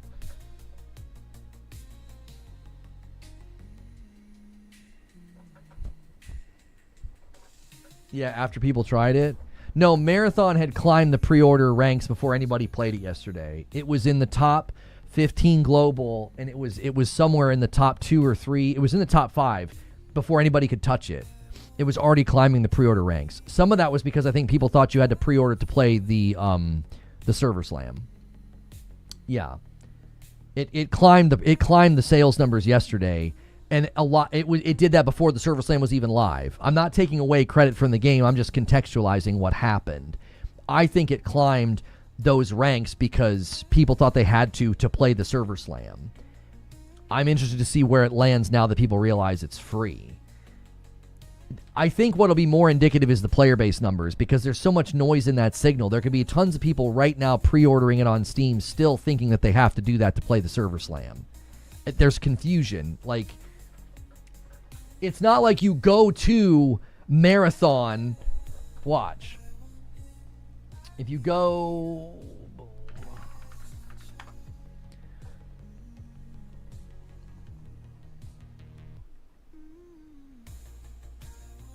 No, this might actually help, actually. You can download the server slam right on the page. You don't have to. Pre-orders down here. Pre-orders down here, right? So... If it maintains a strong placement on the Steam seller charts, top seller charts, and it maintains good player base numbers over the weekend, then I'll tell you they've got a community. I don't think they're going to have broad appeal, but I'll be like, oh no, they've got a community. They've clearly got people that are liking it and buying it and playing it. We'll have to watch the player base numbers and the top seller charts, because when you go to the game page right now for Marathon, there's no confusion. You can just download the Server Slam right there. That Server Slam button wasn't there yesterday until the Server Slam was live. So a bunch of people yesterday in the lead up were pre-ordering the game thinking that they had to, and they didn't. Now that that button is there, I'll be interested to see where the pre-order numbers land, like if it starts to slip.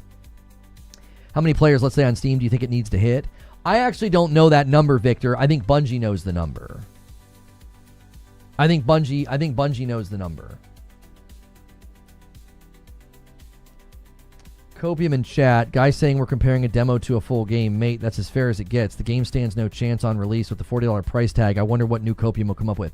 I mean, Tough Buoy, I can't imagine anybody defending this and being like, but it's just the demo, but it's just the demo. The game comes out at the end of the demo. It's not like it's months away and they've got all this time to make changes. Bello says, I thought it was bad. TBH, the visuals were so aggressive. I didn't even talk about that. That's another thing that's turning people off almost immediately. It's just so visually aggressive. I watched a guy's review this morning, and he said he was having a pretty good time with it, but he said he had a lot of people who were coming in, and they're like, can I turn the colors and the contrast down? They're like, it's like abrasive. It's like there were people saying that they were getting like visual fatigue. Thank you to everybody who was hit sub today on YouTube. I appreciate it so much. I hope you come back on a daily basis. I do a daily talk show like this. You may have noticed I'm safe for work. So you can put me on in the background of your day, like a daily radio show or a daily podcast about gaming. So hit subscribe. Make sure your bell button didn't get switched. A lot of people's notification bell got switched off of all. So make sure that's on so you don't miss the shows. We are also working on a goal right now on the channel. If you want to help us with that goal, hit join and then pick $5. You join as a member, you can get in our Discord and help us with that goal. We're trying to get to 600 people paying for their own membership. This over here is not that.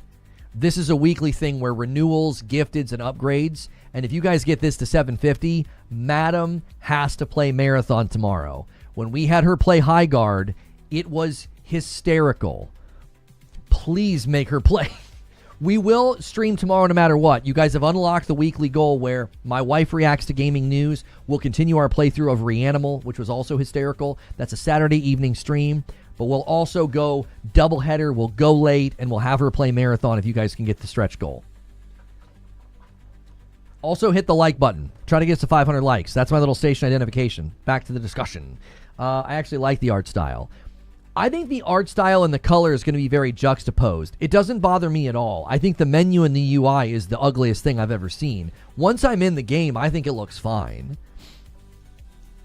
Once I'm in Marathon, I'm like, oh yeah, I think this is fine. I don't think this is abrasive. There's two parts that I don't like. I think it's on perimeter. There's an orange tube area and like a green tube area. It's like a big pipe. It's too much. It's like when you go into like a photo setting and you drag the saturation all the way up to where it almost like glows and you're like it's too much. There's a couple sections of the map where I get into them and I'm like, ugh.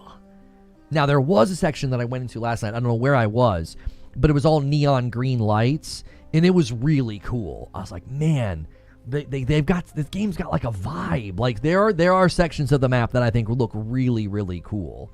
But there's a couple of times where you're just like, what's going on? It's almost like hurting my eyes. Brutal Gear says, how do you think the factions could have been better integrated? I'm thinking a gameplay thing beyond a bounty, a quest line. It seems too RPG for Marathon's creative direction. That was one of the things I talked about in the show Open Brutal Gear. So if you're diving in, brand new, fresh to Marathon gameplay, if you're diving into the Marathon server slam, the thing you've got to realize is I think a lot of the pieces of the game were made without conversation between the teams. And this is what I think happened. This is just a theory that I have. I think as the game was taking shape, they had pulled it from Destiny. Now, this is a leak. Anon the Nine was a reputable leaker who consistently got things right about Destiny. Anon the Nine claimed that Destiny 3 was going to have areas that were PvPvE.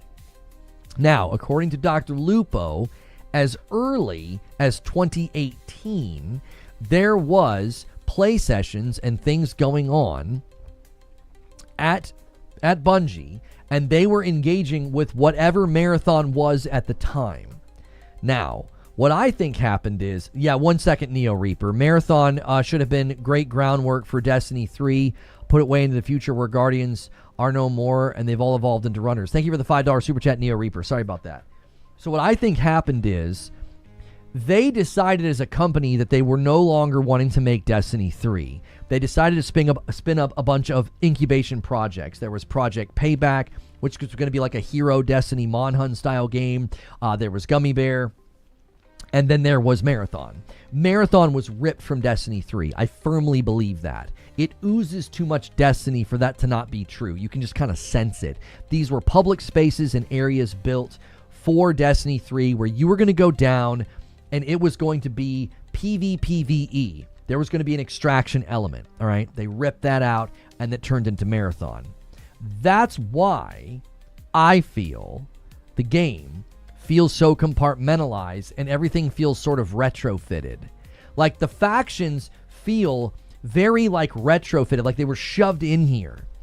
You watch those cool cutscenes, and the dialogue, and the cinematic, and the vibe of the factions, and you're like, this is freaking sick.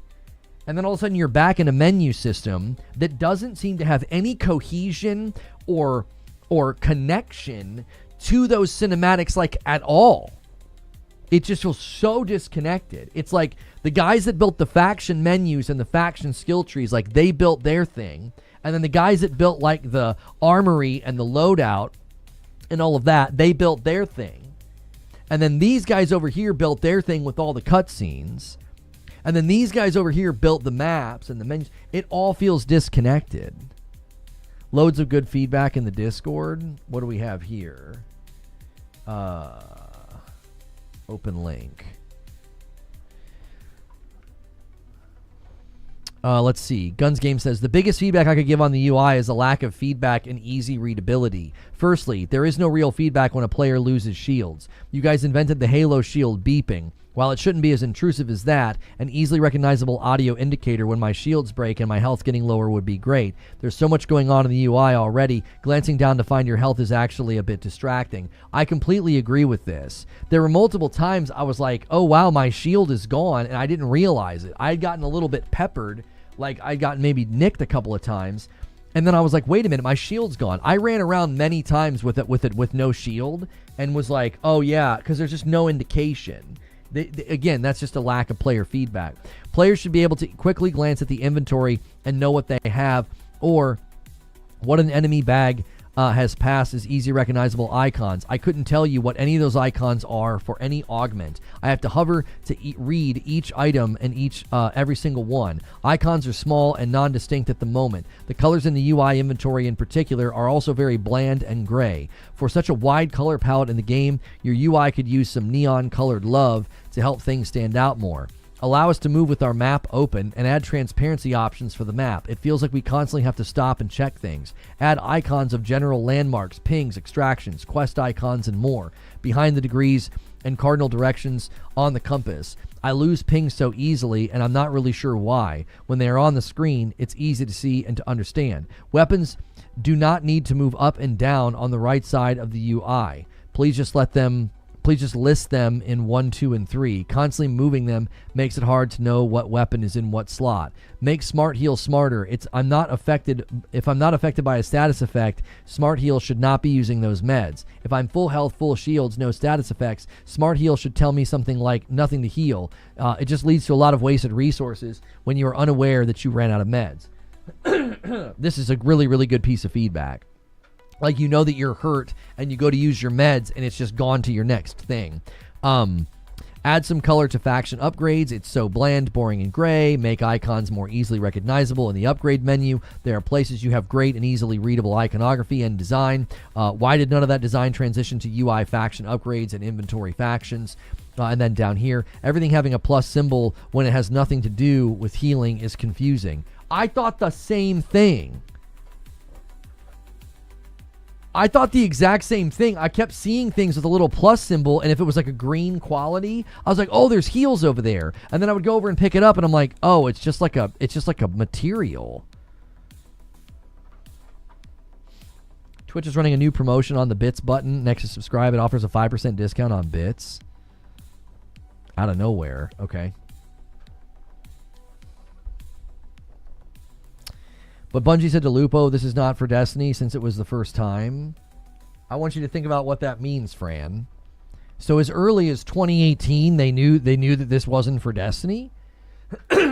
one year into Destiny 2, they knew they were making something that wasn't for Destiny. That doesn't line up with any of the timelines of the incubation projects that they spun up. Like that, what that lines up with is they were planning to do the thing that they've always done. Start working on the next game while you're working on the main game. Like, they've done that for a long time. That shoe fits. In 2018, they 100% would have been doing that.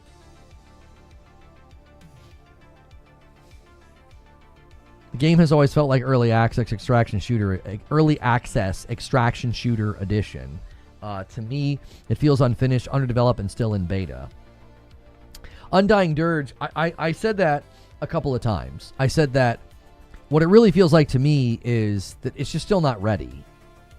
Last year, it felt like a minimum viable product that was going to just drag its barely living corpse across the finish line. It was like, this thing's not even out of alpha, barely.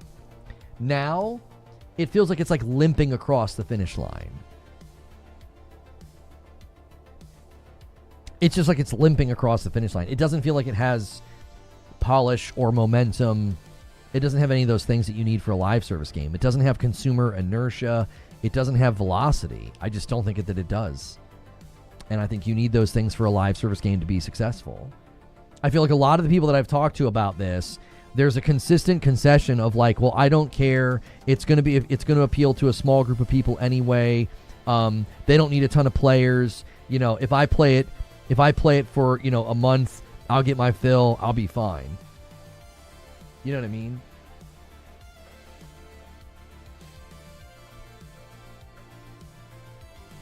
PlayStation released an update. Wait, is that fake, Hattigan? Are you kidding around? That has to be fake.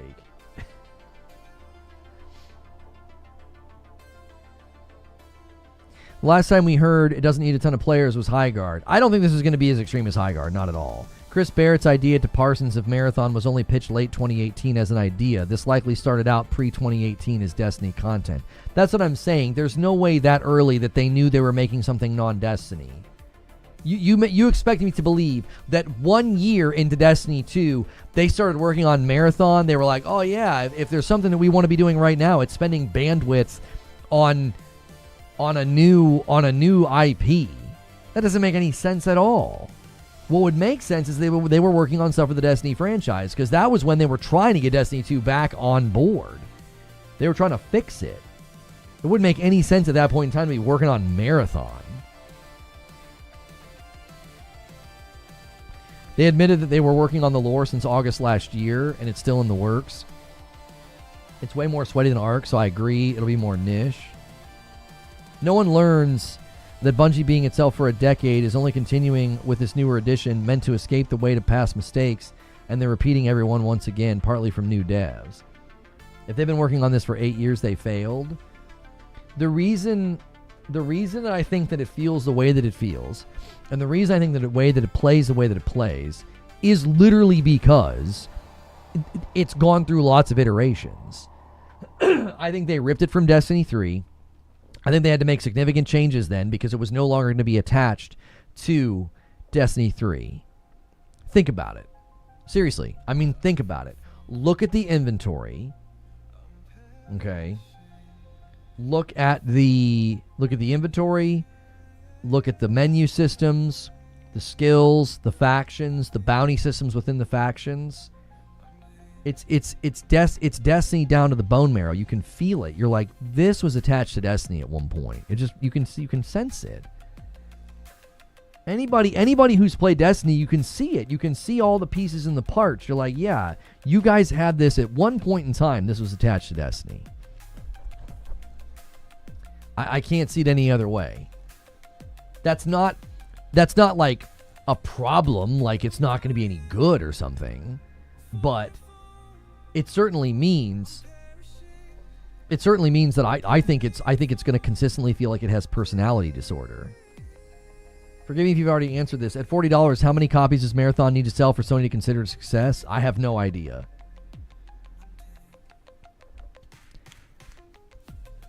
So earlier this week, I said I think it'll be commercially successful, and then I just don't think it'll have it won't have enough player longevity and re-engagement.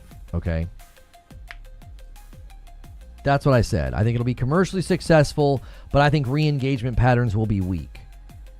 I actually don't know if that's true anymore. I don't know if this server slam is going to lead to, like, I was presuming on its commercial success off of the Bungie name alone. Does that make sense?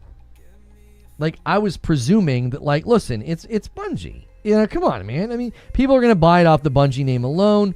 They're going to be in there day one. People are not going to skip. Excuse me. People are not going to skip, a brand new Bungie title. They're not. They're going to be in there day one for $40. I don't know if that's true anymore. I don't know if the server slam is going to give them what they need. I think they need that. I feel like they needed the rudder to turn. It's Bungie until it's not Bungie, says Ginger. Creature says, didn't they say they needed to be top 5 or something? I mean, that's what Forbes was saying. That they had heard internally it needed to be like a top 5 NPD game or something. I'm like, I don't even know how you know that. Every year is different. I'm going to be very interested to watch the player numbers over the weekend. If the player numbers stay where they are or go down, then I would say commercial success is not guaranteed. The concern would be that a lot of people are bouncing off, which means a lot of people are not going to buy it. I actually think there's a bigger question to ask now. I don't think the question any longer is how many people that were on the fence or like a no are now a yes. I think the question is how many people switch from a yes to a no. I think that's the bigger question. Did the server slam actually have a counteractive effect? Destiny fans need Marathon to be successful if they want D3. So I would believe they will still buy it. I don't think that's how consumers operate. I don't think it's DOA. No, I don't think it's DOA. But I think it went from... I think the ultimate question is how many people were like, oh, I'm interested, I'm a yes, to like a no, I don't like this. Like, that's the bigger question. I think people that were a no, I don't think it convinced them. People on the fence, yeah, there's probably people that were on the fence. They're like, hey, this is actually pretty fun. This is worth $40. The number of people that were on the fence or a no that switched to, the number of people that were a yes switching to no, I think is a more important number at this point. I think it needs around 10 million in sales, says Paul. They need to sell 10 million copies? Why so? That seems high, Paul. From what Lupo said, the people who started Marathon didn't want to work on Destiny anymore since they were such high ups. They've been at the company so long. I feel Bungie allowed them to do Marathon for fear of them leaving the company. Does it being only 40 help? Yeah, I tried Dire Marsh. Dire Marsh is actually pretty cool. Dire Marsh has got a pretty cool vibe. I went and did a couple quests there. 10 million seems low. I feel like 10 million seems high. I feel like if they can land in the 5 to 7 million copies sold number, I think they'll be very pleased with that. I don't know. Maybe I'm off kilter here.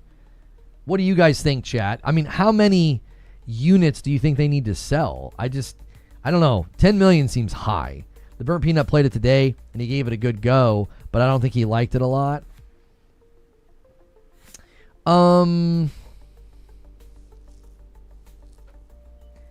This guy says, you're the only positive voice in the whole internet. Hope you have a fat wallet. I don't know why you're being that way. Somebody who's just excited about it or wants to play it. Can they make any significant changes in the UI or speed of the game before the release? Well,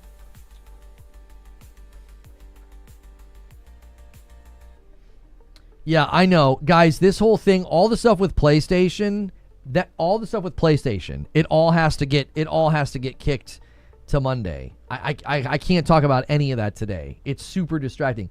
I appreciate you guys trying to put it on my radar. I am well aware of all of the PlayStation stuff.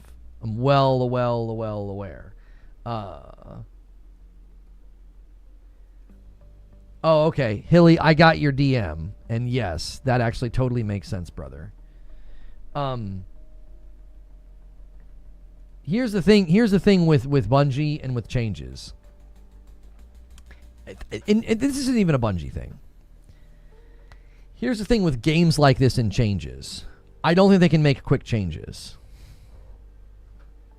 I just don't think that they can. I think the entire UI system, menu system, how you navigate between all the different systems of the game, I just think there's a lot of moving parts there. You can't just go in and just start making changes. I think it's going to be tough to do UI revisions of the game.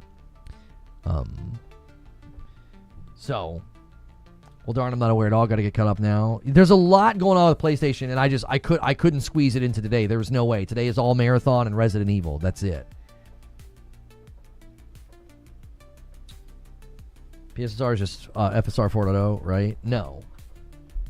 I have a short that might go out today. I read through their update very quickly to try to get the information out there. It's under 3 minutes. I don't think we'll send that out with a notification or anything, but if you guys are interested, I read through the blog post. I can't hijack today's show about it. It would be a complete off-topic discussion. I think if you have more fun and make friends is more Arc Raiders Marathon, in my opinion, is just go and kill people. Well, I actually agreed on Twitter with Gaz about that. Gaz was just like, turning on proximity chat didn't make a difference because it's just there's no time. You're just like, there's a person, and everybody shoots immediately. Like, Gregor Von Doom says, Peanut said multiple times he likes it. He doesn't like his chat crying about when he plays another game, but it doesn't stop him from playing what he wants. Same thing happened when he played Arc Raiders. Here's the thing. Peanut and any one of those guys, they are going to play games that they want to play, but I think they're largely going to orbit around whatever's putting jet fuel in the tank. And I think that's a perfectly acceptable strategy to have as a player, as a streamer. Peanut's going to go where he can put on the best show and entertain the most people. That's what he's going to do. He's sharp, really, really smart guy. He has played this landscape incredibly well. He's got a good team. I see his clips and his face everywhere. He's got a very good team. And he is not going to stick around in a game like this if he can't be entertaining and turn into a spectacle, and if it affects viewership and money. I just don't. You're always going to orbit around the thing that puts jet fuel in the tank. You will certainly play other games. You will certainly go and play other games and certainly do other things. But as far as like the thing that you orbit around, I'm telling you that I just don't see a lot of big streamers camping out on this game for long term. I don't think they can turn it into an entertaining spectacle. PvP is lightning fast. The UI and the menu and the color scheme and the gameplay, it just is not pleasant to look at or watch as a streamer. To stream. I went back and watched my gameplay, and it's a muddy mess. It really is. It doesn't go good through the compression of any stream or any of the video codecs that any of these websites are using. It looks awful. It just does. Yo, what's going on, Khalid? The extraction genre is relatively small. How much of a bag are they hoping to secure? I just don't see it. Well, there's something that I've talked about over the years, and thank you guys so much. A bunch of y'all are coming in, and we're continuing to see people come in today to get my thoughts on Marathon gameplay and the Marathon Server Slam. If you've never been here before, this is Reforge Gaming. And yes, I am Lono. You might recognize me or recognize my voice from back when I covered Destiny full time. And we hope you're enjoying. We hope you're enjoying your time here today. And make sure and hit the like button. Make sure and hit subscribe. You do not have to subscribe to talk into my chat on YouTube. If you're only going to hang out for 20 minutes or so, you don't need to hit subscribe. Hit subscribe if you want to come back. If you want to see my content, my uploads, my takes, my conversations, that's what you want to hit subscribe for on YouTube. And consider clicking join and chat. We are working on a big goal for the week. If you want to start gifting, renewing, or upgrading, check to see if you've got any upgrades or primes. If you guys can get that number to the stretch goal, my wife has to play Marathon tomorrow, which will probably be as hilarious as when she played High Guard. Thoughts on the new shot for God of War TV? It looks freaking terrible. I don't know. If it's going to look better in post, I don't know who greenlit sending that image. It looks like garbage. I looted a runner core that significantly improved my movement and reload speed. The build potential Marathon has is massive. And it kind of feels like, again, the build potential aspect, I don't know about you, Loose Light. This is, again, just my perspective and my opinion. It feels very PvE. Do you know what I'm saying? Like, it feels like a PvE game.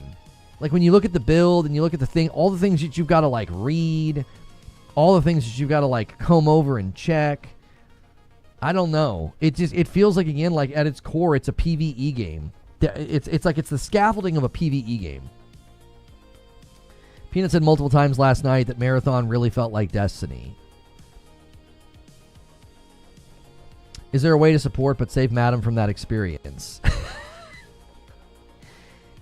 I think she likes it. I think she likes playing games like that. She thought it was fun when she played High Guard.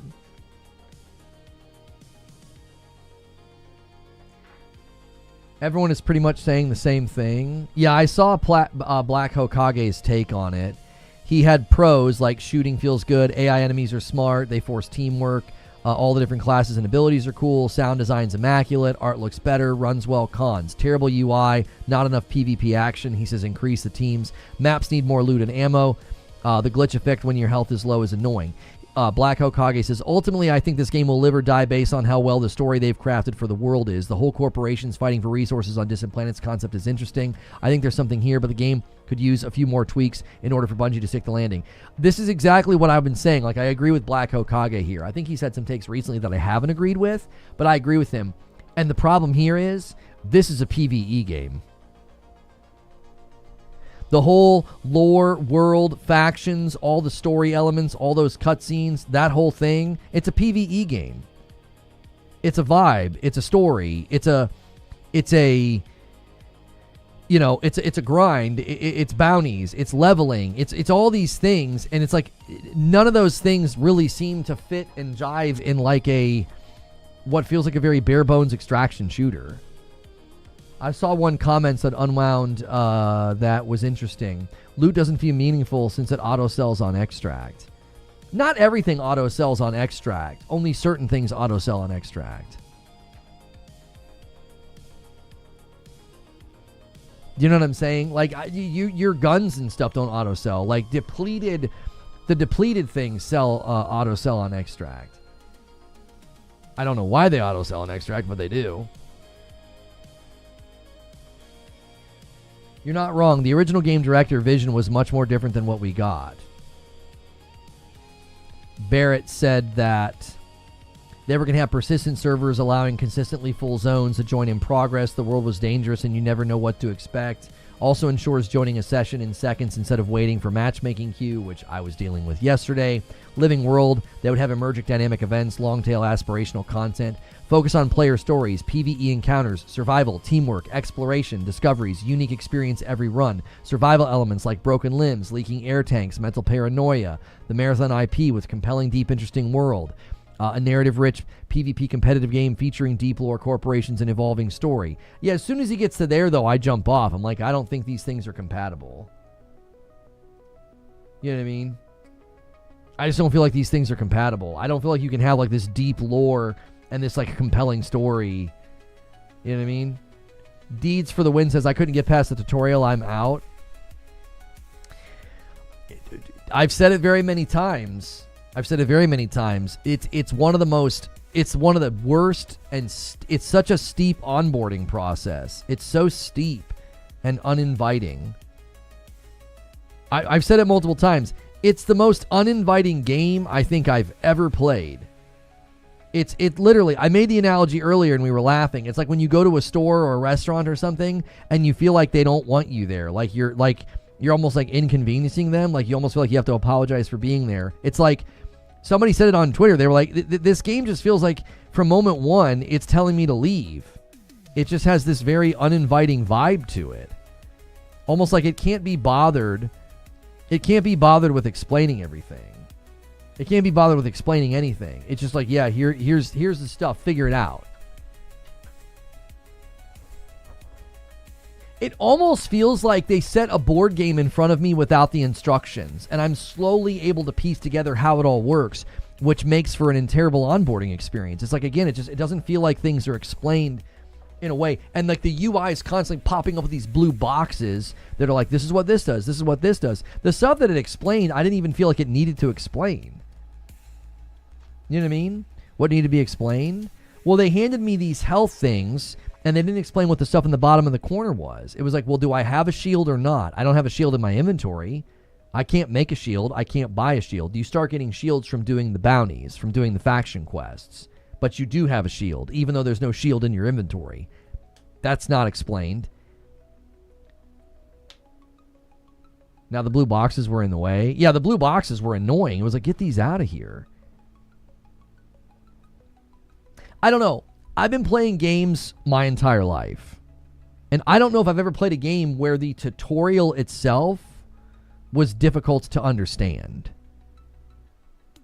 Does that make sense? It was like the tutorial itself didn't feel like it was this quick, like, you're in, you're doing stuff, you're in the action. Somebody made a suggestion that I actually thought wasn't too bad. They said that it should have started where you had stuff already.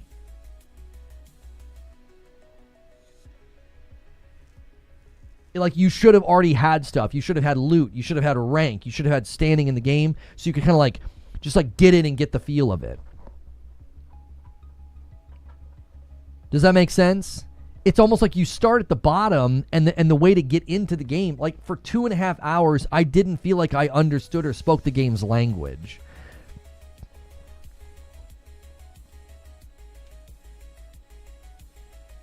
Does that make sense? This guy says, that's why you're projecting your Seattle beta-ness? No one else feels it like you. I'm always interested when somebody types a sentence like that. Like, are you a real person? Like, are you seriously type that and you expect people to take you serious? Somebody says, no, dude, people are not overreacting. People have expectations from this company. Yeah, it doesn't feel, I said this a couple times this morning, it doesn't feel like a brand new AAA game or a brand new AAA shooter from Bungie. It really doesn't. It doesn't feel like something from a, big budget, polished, practiced veteran studio. Do you know what I mean? It just doesn't feel like that. It feels very half-baked, It I don't know. Unfortunately, we are in a timeline where people want to hate on everything these days. A lot of hate online is forced. Excuse me. Excuse me. I would argue that one of the dilemmas that we've been running into lately is that genuine criticism gets lumped in with brigaded hate. And I think people did this with High Guard. And I think if you do that now, what you're going to do is you're going to miss a lot of great feedback and a lot of great input on the game. You know what I'm saying? Like, you are 100% going to miss on just really, really good input for the game. Like, if Bungie wants this game to be successful, they're going to have to listen to the people, not me specifically, but I played for 6 hours. And I'm watching my timeline, and I'm seeing pro PlayStation guys. I'm seeing guys that were excited about this. They're saying the same thing I'm saying. They're saying the same thing I'm saying. If you don't listen to those people, if you don't listen to that feedback, you want to do this. Everybody just likes to hate. You know, it's cool to hate. It's cool to hate on a new game now. Because there are people doing that. There are people saying, oh, it's Concord 3. I don't think that at all.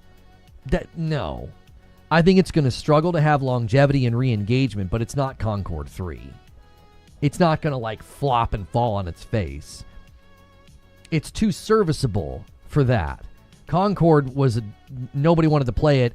It wasn't even really a good serviceable hero shooter. Like the heroes didn't even have ultimates. You know, we all know what happened with High Guard. I do not think that Marathon is going to go that direction. I just don't think so. I think it's got too much in its corner for it to just be an absolute flop. I just don't think that that's possible. I think Bungie has too much pull, has too much weight. The game is too serviceable for it to just absolutely like flop and fail. Some people were doing the same thing with Arc Raiders Day 1 with respect to like hating on it. I remember having my own doubts and my own skepticisms about Arc Raiders, and then I played it, and my mind was changed. Chat's mind was changed. Vibe in the stream the next day was like, this game's got potential. This game could go places. This feels like the exact opposite to me. This feels like the opposite. It's like everybody was skeptical. We weren't really sure. I was like, I don't know. I said all last week and this week, I said, this is their opportunity to change the narrative, to change public opinion, to turn the rudder. I don't think they have. I don't think they've done that.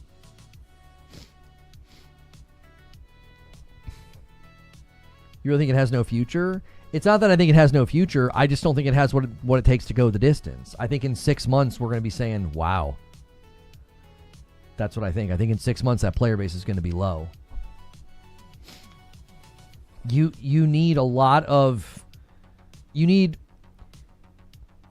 me, it's math. Forget what you think about Marathon right now. Whether or not you love it, you hate it, or you're anywhere in between... Whether or not you think I'm being unfair to it or I have like an agenda against Bungie or something, right? Set all that to the side. Set all that to the side. I want you to consider the almost immovable and consistent trajectory that every live service game goes on. Every single one. They go up to a peak and then they settle to a floor. Now, the floor can obviously have other peaks when they add new content, right? So you're always going to have the peak, and then you're going to come down to the floor, and then you can influence and come up from that floor, but there's always that floor. And how low that floor goes is in relation to your peak. Especially the peak and the arc, like the actual slope down to the floor. If it's a straight line drop, like it was with High Guard, you're dead. If it's more of a slant, like it's been with Arc Raiders, you're fine. Okay? And how low it goes is also the question. There's like a minimum viable player number for a game like this to survive, because if you just completely run out of players, 100 people can't keep a game going, even if they all love it. Okay? So, if that happens with this game, if we know it's going to follow that pattern, if its peak is not very high to begin with, because people keep saying it doesn't need to appeal to the masses. It's not a game for the masses. It's a game for a niche core. Okay. It's going to follow that same pattern that I just outlined.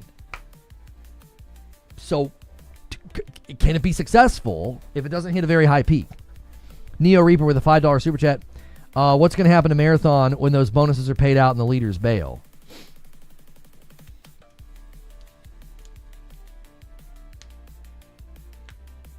When slop like this fails, all gamers should rejoice. Studios will think twice. I don't know if I would classify this as slop deserving of failure. It just doesn't feel like... It just doesn't feel like a complete product. It doesn't. It feels very rough around the edges. It still feels to me like a minimum viable product. It's a more polished minimum viable product, but it's a minimum viable product.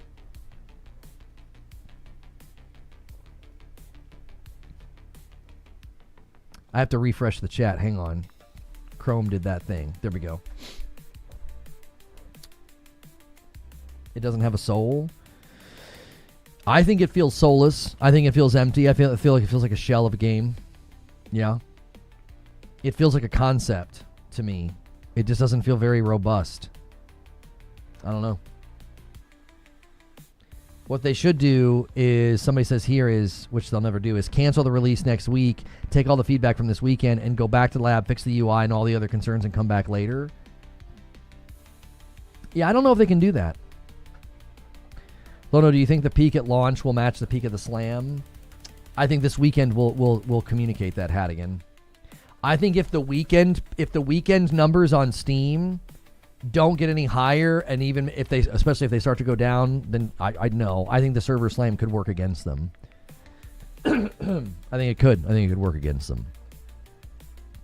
I don't know. I hated Destiny the first week it was out.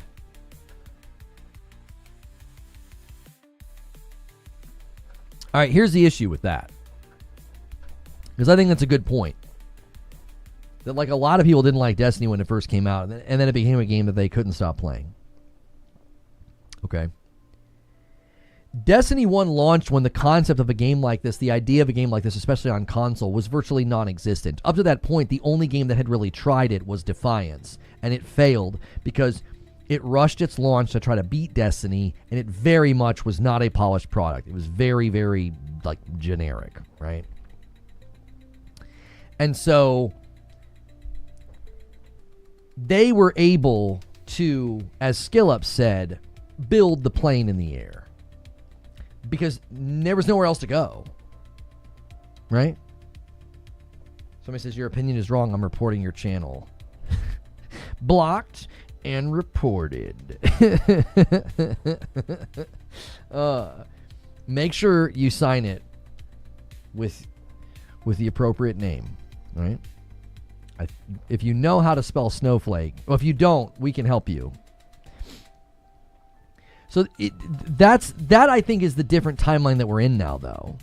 Like back then, Destiny could come out, be vacant, be empty, be hollow, and then they could slowly fix it, add to it. They launched Vault of Glass. A year later, they launched King's Fall, and it was like, oh my gosh. Oh my gosh. It's so different now. You don't live in that world anymore. Look at how many live service games have come out, and they don't get that second chance. They don't get a chance to rebuild it. They don't get a chance to fix it. They just close down. They just shut down. Do you see what I'm saying? Like, the issue is there's so many other games to play now. Like, for every person that's enjoying Marathon, I think there's probably 4 or 5 that are just heading back to whatever they were already playing. They're just going to go back to Arc Raiders, Apex, Fortnite, PUBG, Destiny, whatever. Like, Rainbow Six. Like, I think anybody that even remotely has a bad time with this, they're just going to bounce off and go back to whatever they were playing before. You also have to consider that this year is insane. The release schedule is absolutely insane. Did you see the Resident Evil numbers on Steam? There are so many games coming out that are going to capture people's attention. it's a really, really tough year to try to come out with something that's not ready. That forget what you think. Having fun, not having fun, hate it, love it. Forget that.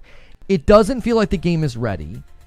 Even people that like it are conceding there's significant problems that need to be fixed. Right now, there's like 300,000 people playing Resident Evil on Steam alone. There are so many games coming out this year. So many games. It's like every other week there's something coming out. All the way until the summer, I feel like there's just banger after banger after banger. And if you come out and your game's not ready, buddy, I tell you, that's a quick way to be forgotten. That's a super, super quick way to be forgotten. It's like, why am I going to play a game that feels like it's not ready for me? It's unwelcoming. It's poorly designed. The UI, the inventory, it's confusing. All of those things that people are not liking. The game flow, the AI, all of it. You know what they're going to do? They're just going to go somewhere else. They're just going to go play something else. There's so many games coming out. All it takes is for Arc Raiders to do some big cool thing, and everybody's going to go clamoring back to Arc Raiders. All it's going to take is for Helldivers to do some cool thing, and a bunch of people are going to go back to Helldivers. All it's going to take is... Did I say Helldivers twice? I meant to say Arc Raiders. Arc Raiders and Helldivers are two games that like can just rejuvenate the player base overnight. Just like, here's a cool new fun thing, and then everybody clamors back. Then there's all the other games coming out, whether it's Crimson Desert or Resident Evil... Soros, Wolverine, Phantom Blade Zero, Control Resonant, GTA 6. If your game isn't ready, you can't build the plane in the air anymore. You heard Ark and Helldivers? Yeah, I thought I misspoke. To me, Arc Raiders is turning into Helldivers. Milt with Prime over there on purple bumps the line to 534. How long have you been streaming? 2.5 hours? Boys, if you want to get mad on the play marathon tomorrow, you're going to have to hustle. You got a bit of a ways to go. Now, sometimes people show up on Saturday and help us hit the number, all right? If you want the double header and you want it to be like a long stream, I feel like we need to hit it before Saturday. But yeah, Pragmata's coming out.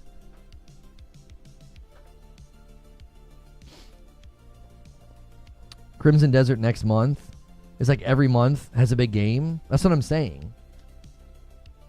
If you bring your game to market right now, it's not ready, it's hollow, and it needs work. It's very much still like in early status. I just think you're going to lose people very quickly. It's there.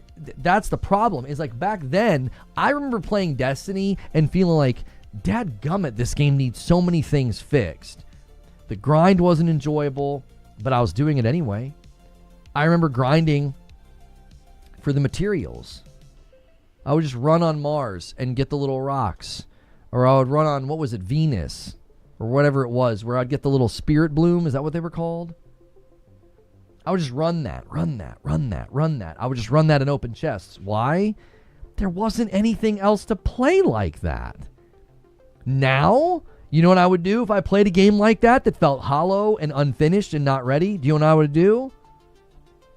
I would play something in my backlog. I would boot up Resident Evil 9. I would play something that I've been either waiting to play. Yeah, Ammo Synths, that's right. Spin Metal. No, Spin Metal was on the Cosmodrome, not the moon.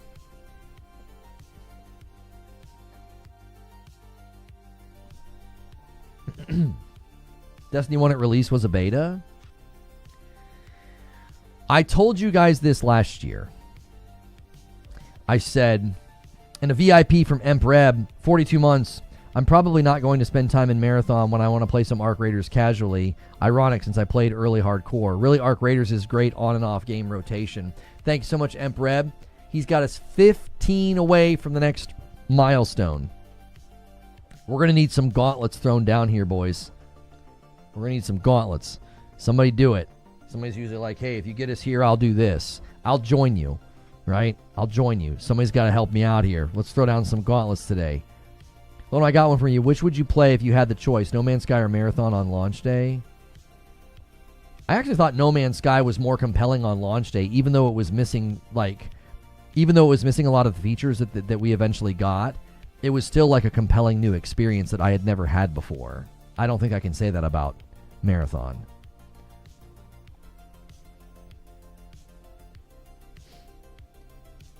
But I told you this, guys. I told you this to you last year. When they came out for a showcase for Marathon, and they showed the world an alpha, and the response was so negative, I remember telling you guys that that's Bungie hubris. They are so hubristic. They literally thought, we're Bungie. We can walk out and do a showcase and show people an alpha, and they're going to be like, oh, this is amazing. Why? Well, we're Bungie after all. Do you remember the response to the negativity, to the people that thought it didn't look very good? Do you remember what they did? And it's right in line with their hubris. It's right in line with their overconfidence. They said, well, you guys can stream the beta. Let people see it. Why do you think they did that? Well, we're Bungie after all. People are going to see this and it's going to change their minds. They thought that, y'all.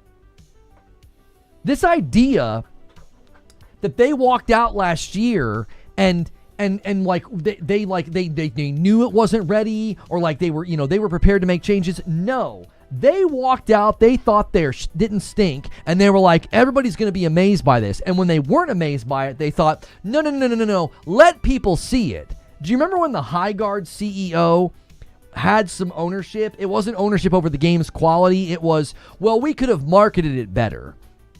It was almost like, yeah, people don't really understand how good the game is. We could have marketed the game better. They did the exact same thing with Marathon.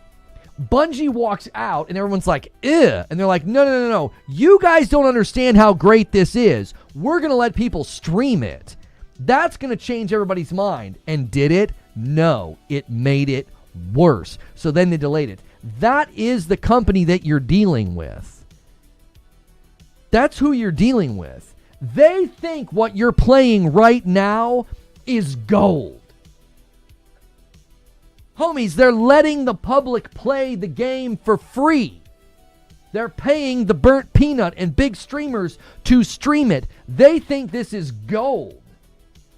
That is Bungie hubris. That's what they think. They're so great. They think they're so amazing that they can do a showcase of an alpha. And then when people reject it and don't like it, they're like, well, let people stream the beta. That'll change their minds. And right now, I got news for you. I got news for you. They know that this game's not in a great spot. The pre-order numbers were not strong, even though everybody boasted that they were, because they took those Steam charts day one and like, oh, this game's taken over. It's going to kill Arc Raiders. And I was like, you guys are getting way ahead of yourselves here. You're getting way ahead of yourselves here, boys. And what do? They see the pre-order numbers. They see the public response. They know what I was pointing out to you guys. I said, look, go look at their videos on their YouTube channel. Public interest has dropped off. Nobody's paying attention to this game. They went from getting 1 and 2 million views on their videos to barely 200,000. The public has moved on. So what do?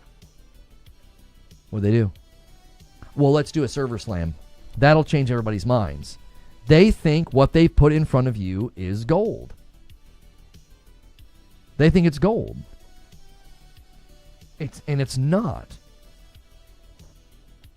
It isn't. It's a minimum viable product that has been polished and improved. They made it look better. They listened to some feedback. They added some things. It still feels incredibly segmented and broken apart. It feels very rough around the edges. And they think this is going to convince people. I'm telling you, they're lost. They are absolutely lost. They think this thing is good and going to convince people. That's why they're letting people play it for free. Server slams are common for this type of game. It's not going the way Arc Raider server slam went.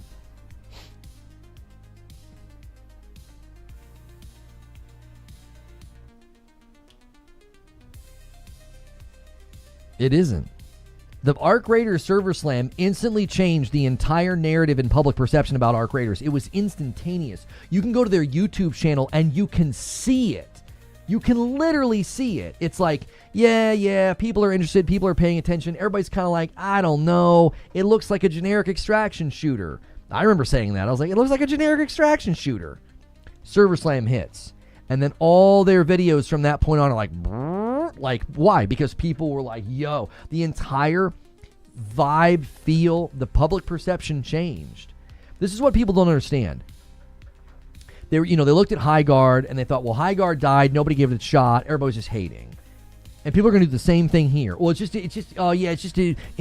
in vogue now to like hate on a game and to hate Bungie. And it's like, no. Public perception changes if the game is good. We've seen it happen. And the public perception isn't changing. Hang on 1 second.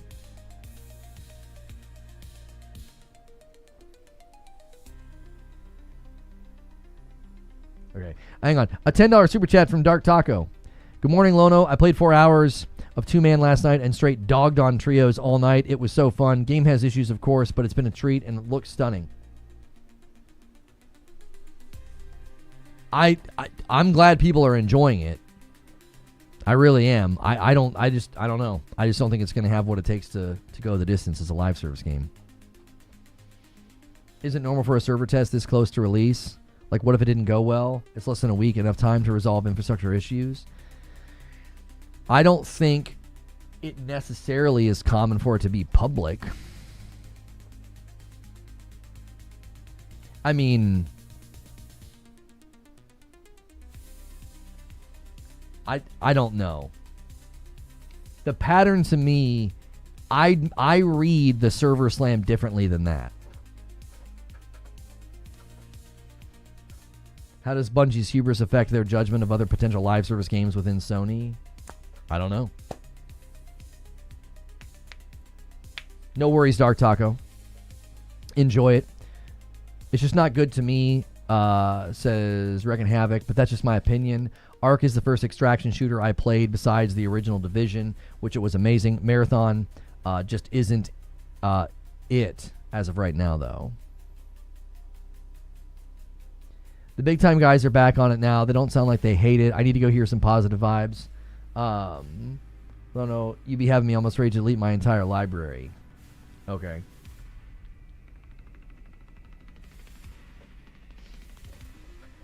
Wasn't Arc Raiders server slam like a month ahead? Yeah, I think it was further in advance, but I think when you're, when you're less tested as a studio, maybe you want to get out a little bit earlier. I don't know. I'm just saying Arc Raiders bores me. Only a couple of guns are even viable. A lot of people just free kit, but public opinion usually shadows viewership for popularity. If these bigs didn't have the views, they wouldn't be on Arc either.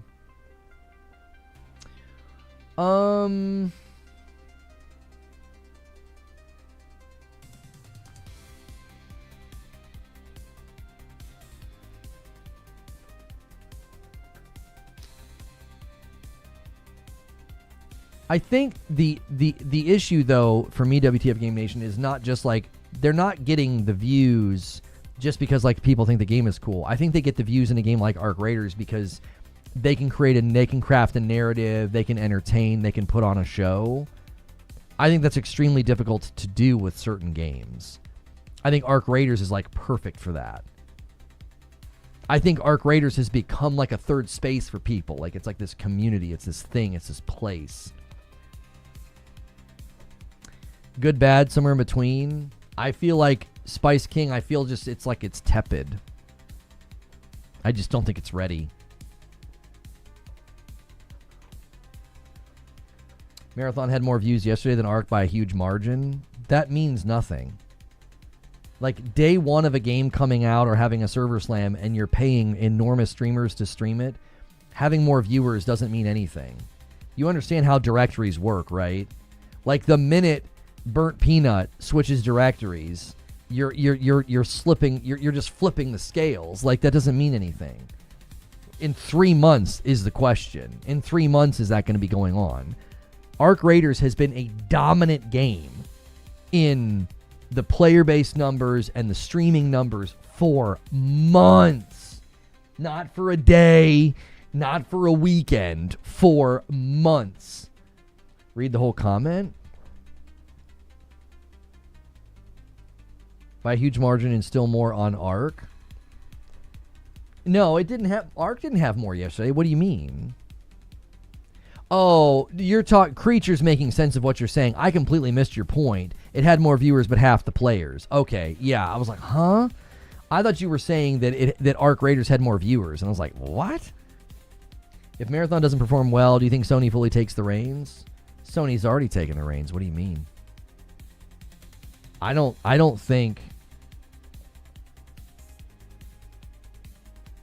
I don't think Bungie's independent anymore at all. I think Destiny 3 has been greenlit. I think there's a publishing deal. I think the thing that they're going to do in June for Destiny 2 is the last hurrah.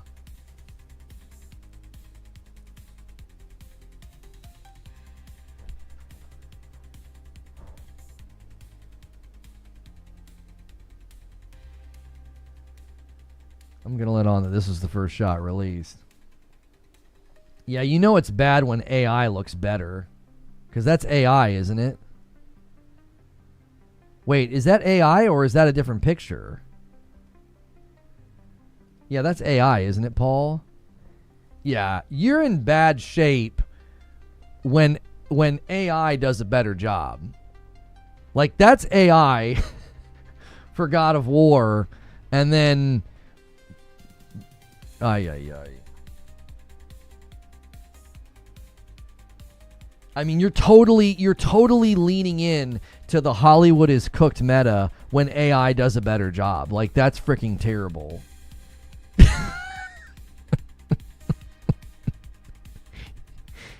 That is that is just bad.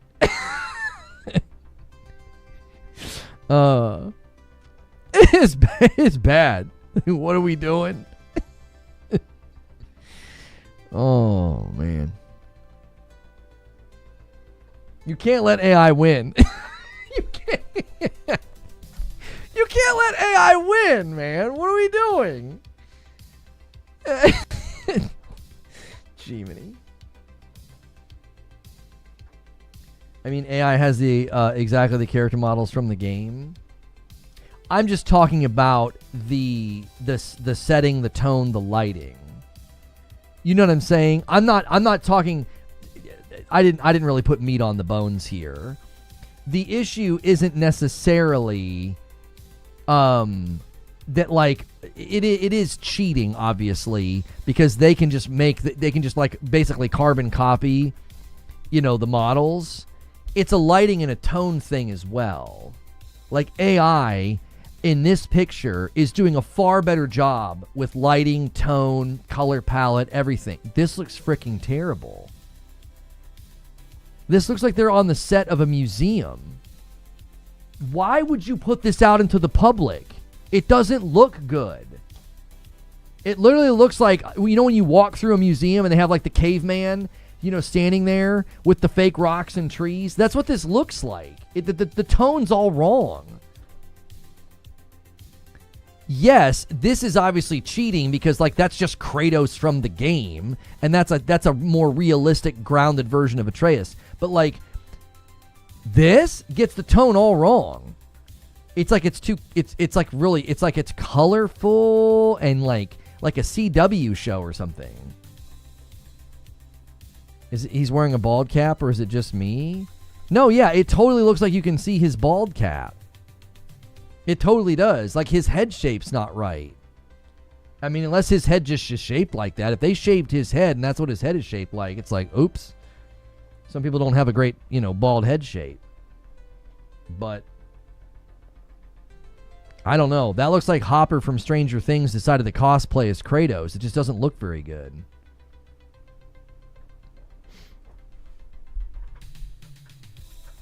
Hairstyle? Yeah, and then the kid's got his hairstyle like me. It's like he has gel. It's like, what?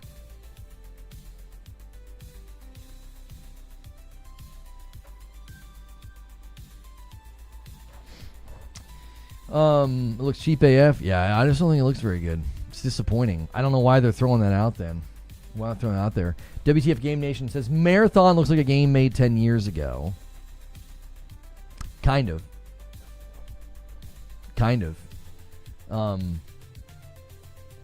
It has, there's a lot about it that just feels very dated. I agree with that. There's a lot about it that feels kind of dated. It's unfortunate. Let's see. Image. Okay. Image. Okay. All right. I'm curious right now, the people that are playing it, how many hours have you guys put into Marathon? What's like the average, amount of hours? What's like the average amount of where are y'all landing on this one? I'm actually curious. Because I put in more time than I anticipated. I put in way more time than I anticipated. About 6 hours is where I landed. And, because I didn't want to be like, yep, I tried it, it sucks. Like, I didn't want to be like, yeah, I played a couple hours with you guys. So I played a couple more hours off stream, and then I played a little bit more last night. Played a little bit more last night. And, let's do...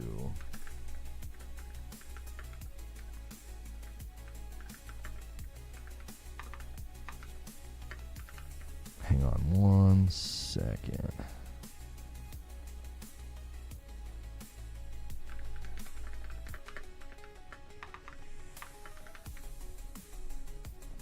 Okay.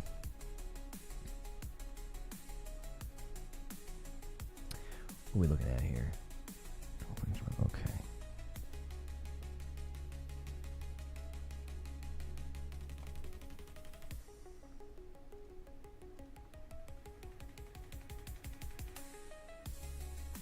When cosplay does a better job. Yeah, that's pretty bad. All right, let me see what you guys are saying. I'm seeing 8, 12, 5, 4, 6, 7.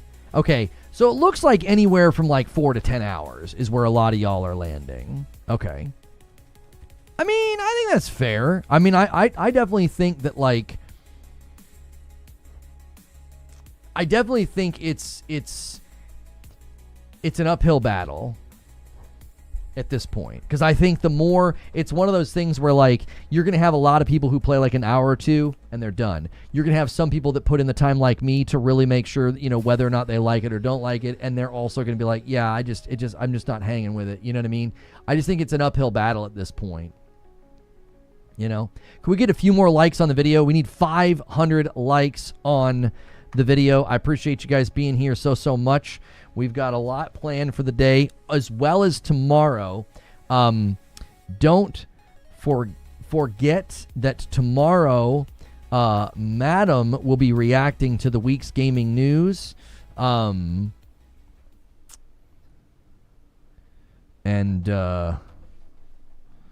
will be reacting to the week's gaming news. And you can also make her play Marathon. We'll see if that ends up happening. Risick wants to see her play Marathon. He's like, come on, boys, let's get a little member train going. He gifts 1. Many hands make light work, y'all. A single train or a 5 train, and we'll get there, boys. We will get there. When she played High Guard, it was hysterical. We will be continuing our Reanimal playthrough tomorrow as well, which was also very, very fun. So that should be a good time as well. I think 5 or 6 hours in a free beta is fair. You've played enough to know if you actually like it or not. For sure. And Risick with the 10 bomb. Guys, do not make Risick do this all on his own. Haseo already jumped a bunch of 10 bombs as well. Everybody get in the ring for just a little bit. There it is. Narwaffle says, okay, I can do a single. Everybody can help out. Make Madam play this game. And do your renewals like Jenny just did. A member plus renewal to get us to 548. Remember, whoever hits it gets it. Whoever makes us hit 550, you get the gifted member for your platform, whether it's Twitch or YouTube. Prosy says, you didn't give up. I really expected to not last long as you... Oh, you expected it to not last as long as you did. I wanted to be fair. I did not want people to be like, you didn't play long enough, Lono. You didn't play long enough. You needed to play more. Yeah, you should have went further. But you didn't get to this or you didn't get to that. I didn't want to hear that. I didn't want to hear any of that noise. So I was like, all right. I'm going to put in the time. And then I booted it up off stream. And a 5-bomb comes in from Siege Master, and he locks up the 550 for Team YouTube. Thank you very, very much, Siege Master. And a single comes in from Mikey Bot. He's got 5 months, and he's renewing that member plus. Thank you so much, Mikey Bot, for doing that. I owe a member to Team YouTube, and I'm going to do it right now. Let's get it. You didn't play with the squad? I know people were saying that, Reckless Gambit, but I feel like my pushback on that has been totally fair. I feel like tons of people are going to do that. They're just going to want to be able to boot up and play by themselves. I think that's a reasonable expectation. I think my experience is going to be very, very shared. Butters with 51 months in the VIP. Do you think Asha Sharma will ask AI how to get Xbox back on track and follow the plan? Might want to look that up and see Xbox future plans early. Thank you so much, Butters. We are now 20 away from the next milestone. Let's see if anybody drops a 20 bomb today. Igor says, Lona Yuta, man, I enjoy your show. Let's go. The competition is on, Purple and YouTube. I mean, it's 139-9, so, you know, unless Pork Pie shows up and goes crazy for Team Twitch, it's probably going to go to YouTube today. He'd need to come and do, like, what did he do the one time? Like 200 or something? The man's crazy. That's probably Twitch's only chance for winning today. Let's see here. Yeah, but the not playing with the squad thing, like, I get it. You know? I get it. He just doesn't like extraction games. You're right. I put over 30 hours into Arc Raiders, but I just don't like them. That's sure. I'm glad Marathon Dev said that solo is supposed to be harder than teams. I actually found it not very hard after a while, though. That's what was crazy. When I was playing last night, I died because there were guys that were camping the extract and they just shot me in the back. I mean, there's not a whole lot you can do about that. But it didn't feel like it was hard. It just was like, well, that's the way extract goes. Like, people are going to camp. And I was like, yeah, that's kind of why I don't like them. That's why I don't go in with anything. I just do free kit. Free kit assassin, do a quest. Free kit, grab the assassin, because he's really good to extract when there's bots around, because you can go in Viz and put smoke on the extract. Like, just assassin, grab a quest, free kit, go. And if I die, if I got my quest done, I don't care. That's why I said, it's like, I could totally grind this as a PvE game. I totally could. Like, I just don't take anything in with me because it's just, to me, it's just not worth it. Now, once I'm stuffed with loot, yeah, I'll start taking stuff in just because it's like, well, if I lose it, no big deal. I don't have any room in my inventory anymore anyway. Like, that'd be the reason I start taking stuff in. Because it'll eventually, when you do so many quests and you have some successful extracts, yeah, you're just going to start doing that. You're just going to start taking stuff in just to thin your inventory out. Less than 3 weeks until Crimson Desert. No thanks, Marathon. Yeah, I still don't know what to think about that game. Chat question: the beta is free? Yeah, it's free. You just go look up whatever platform you're on. You just look up Marathon Server Slam. That's all you got to do. So it's it. Weird thing is, I never heard anybody in proximity chat. I didn't hear anybody. Is it working? It's working. I said before the game came out that I didn't think anybody was going to use it.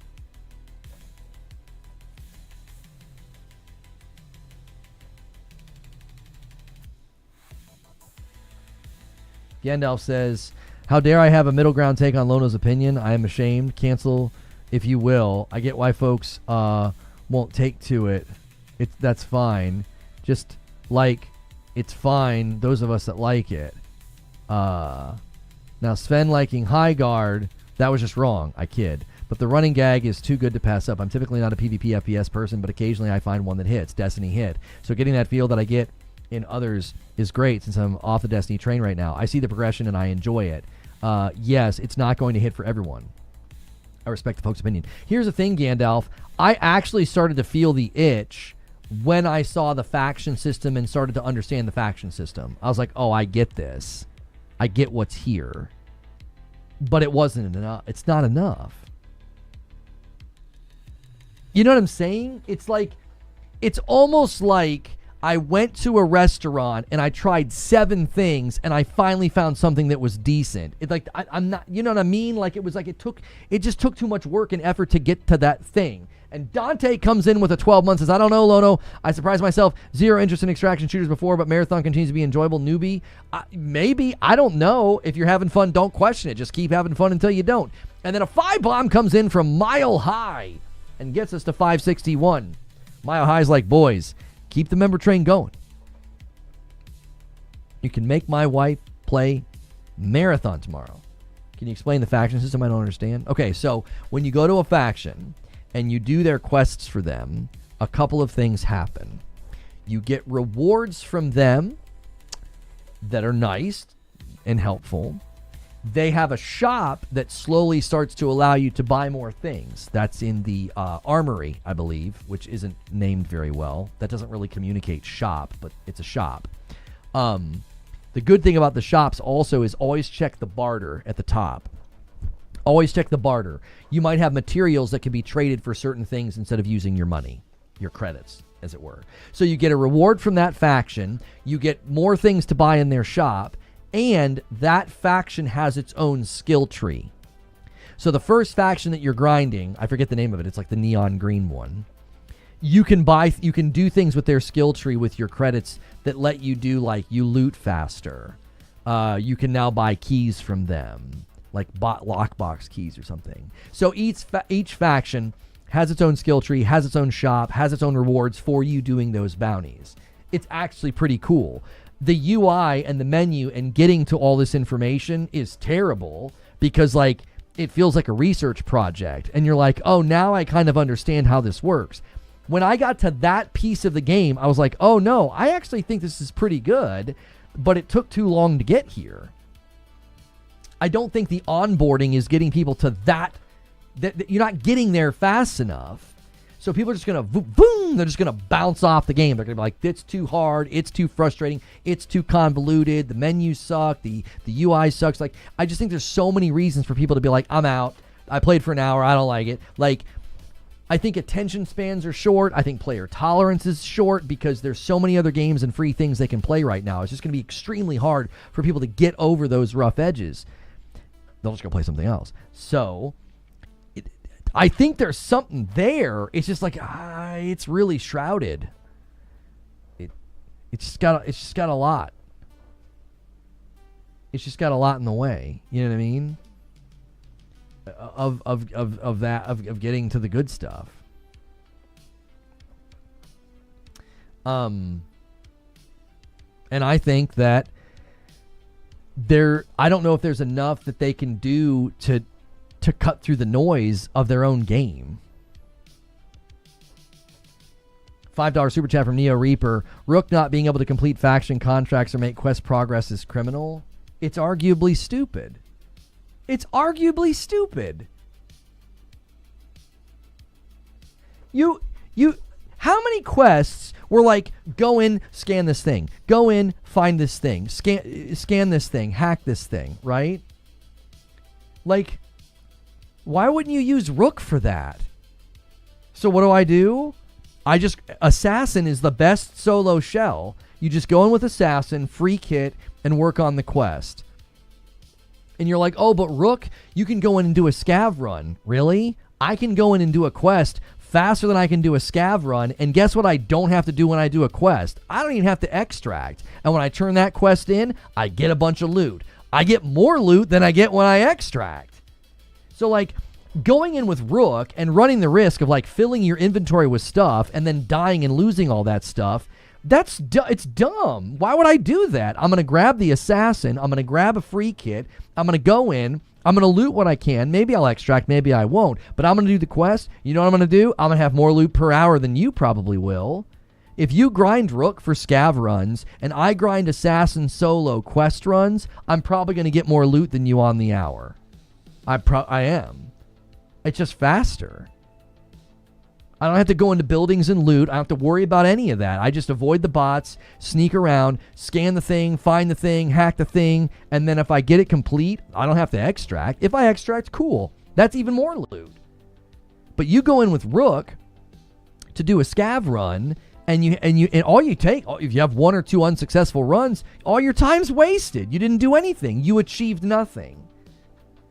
Do you see? Like, the internal workings of the game, it's even what I'm doing right now. I'm doing analysis of a system. This is what I used to do with Destiny, okay? So you're getting old school Lono right now. I'm breaking down the internal incentivizations and systems and the logic of the game, and it's convoluted. It doesn't make an ounce of sense. It's like, oh, you run Rook, so you can do a scav run. His inventory's bigger, and he can sneak past the bots. Do you know who can do that better and also then work on a quest to also then get more loot? The assassin. If Rook could do quests, instantly Rook becomes more valuable. And then assassin takes on more of the role of like, oh, well, assassin would be like, I'm going to go PvP, I'm going to be on my team, I'm going to help sneak. But right now, assassin is just a superior version to Rook if you're wanting to run quests. And your loot per hour is going to be more efficacious with a quest because you don't have to extract to complete the quest. You just have to do it. Break glass, hack a computer, kill bots. Now, the killing of the bots one did mean I had to bring ammo in. If Rook could do quests, there'd be no reason to play anything else. Well, no, not necessarily.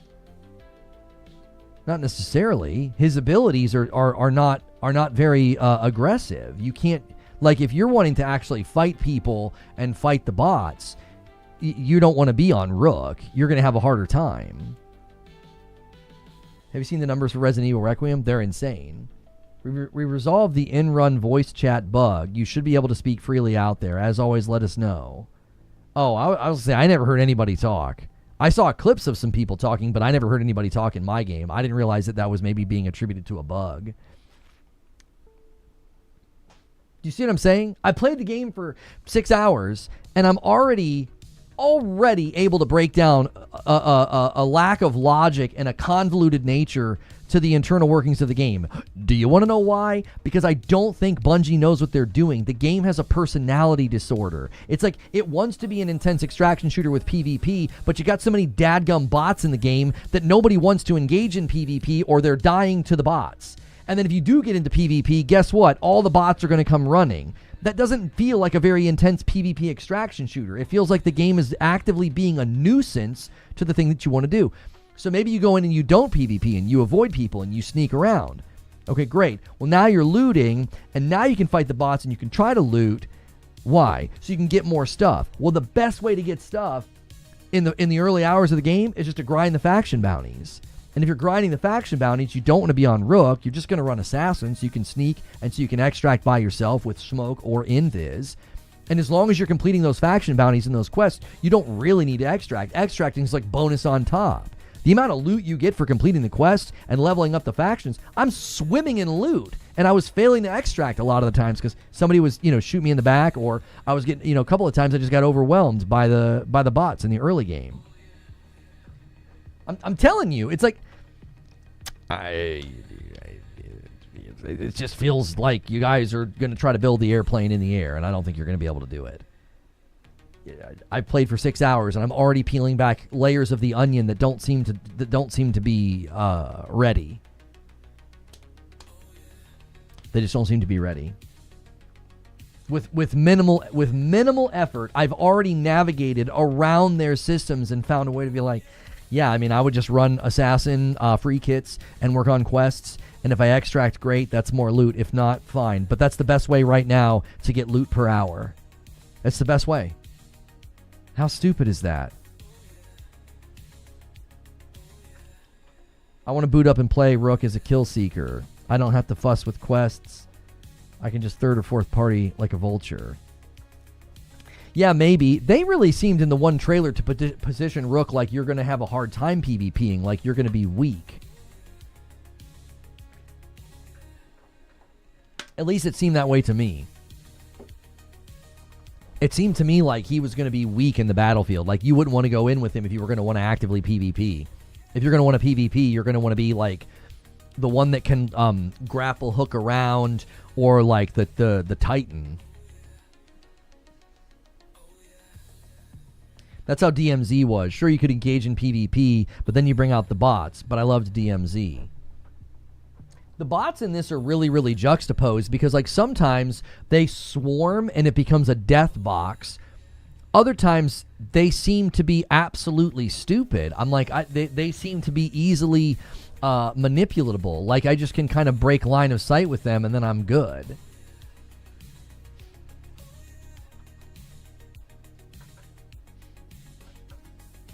I don't know. It's and I also think the bots look very, very samey, very similar.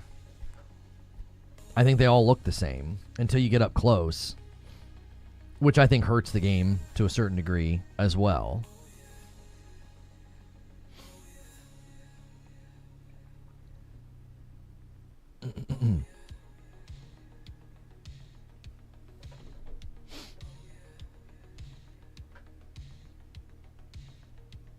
Rook gets bonuses from the factions when you level them up. He's part of the faction upgrade experience.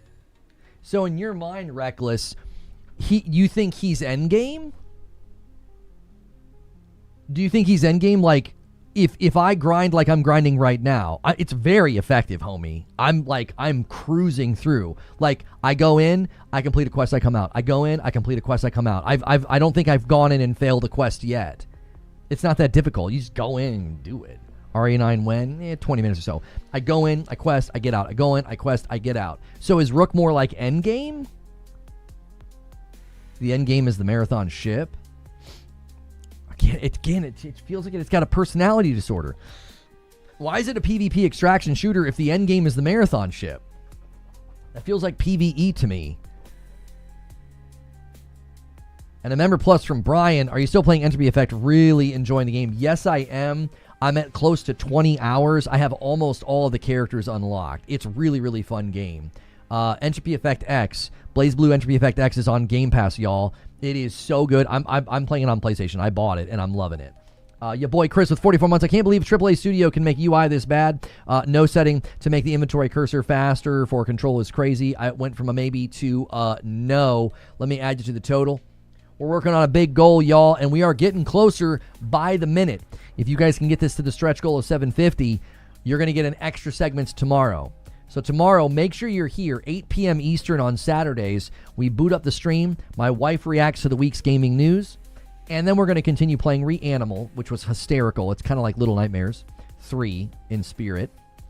And then if you guys get this thing to stretch, we'll go double header and she'll have to play Marathon.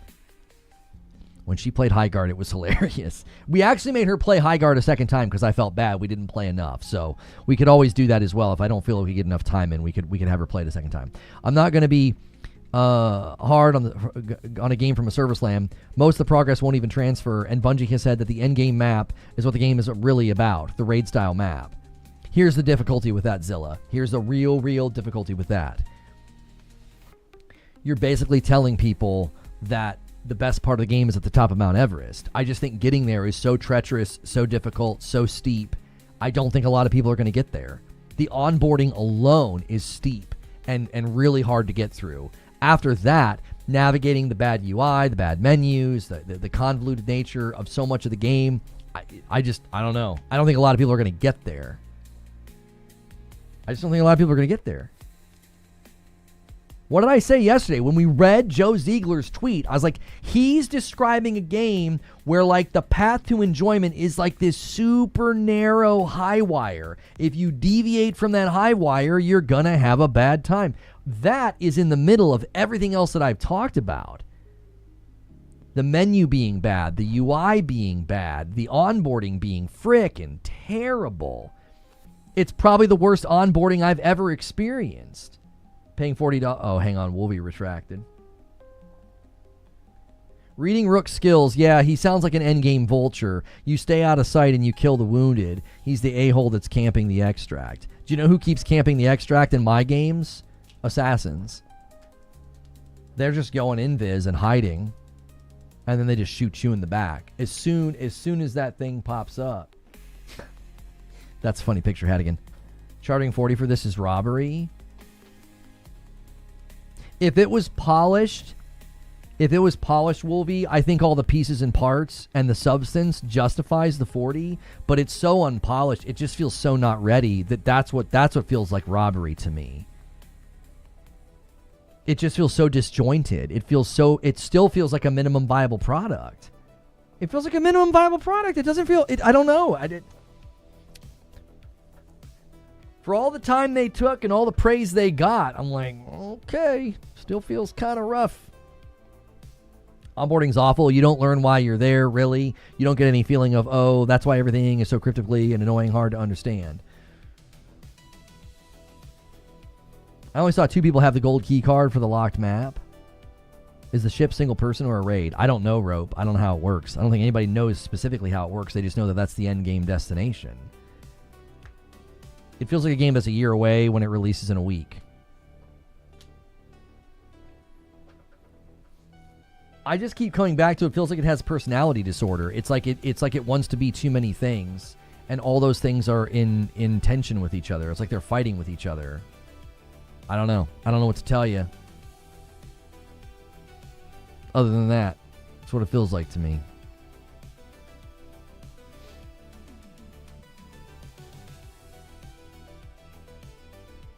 People liked my run out of bullets clip, though. Did you guys see this clip? This guy spawned because of something that I did. And so I had to kill him. This was part of my quest. Like, I did a thing on a computer. I had to kill him and get a manifest from him. And I just dumped ammo into him. And I went and I punched him. And I got him on the second punch. I was like, well, this is the only way I'm going to get the quest done. So I just punched the frick out of him. It's got pretty good viewership on Twitch. I also uploaded it as a short this morning, and it's also doing well on YouTube as a short. It's a little bit harder to see because it's vertical, but it's doing well as a short.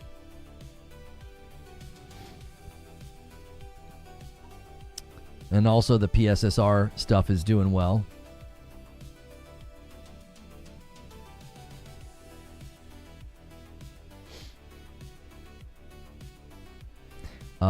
Let's see here. Copy image. I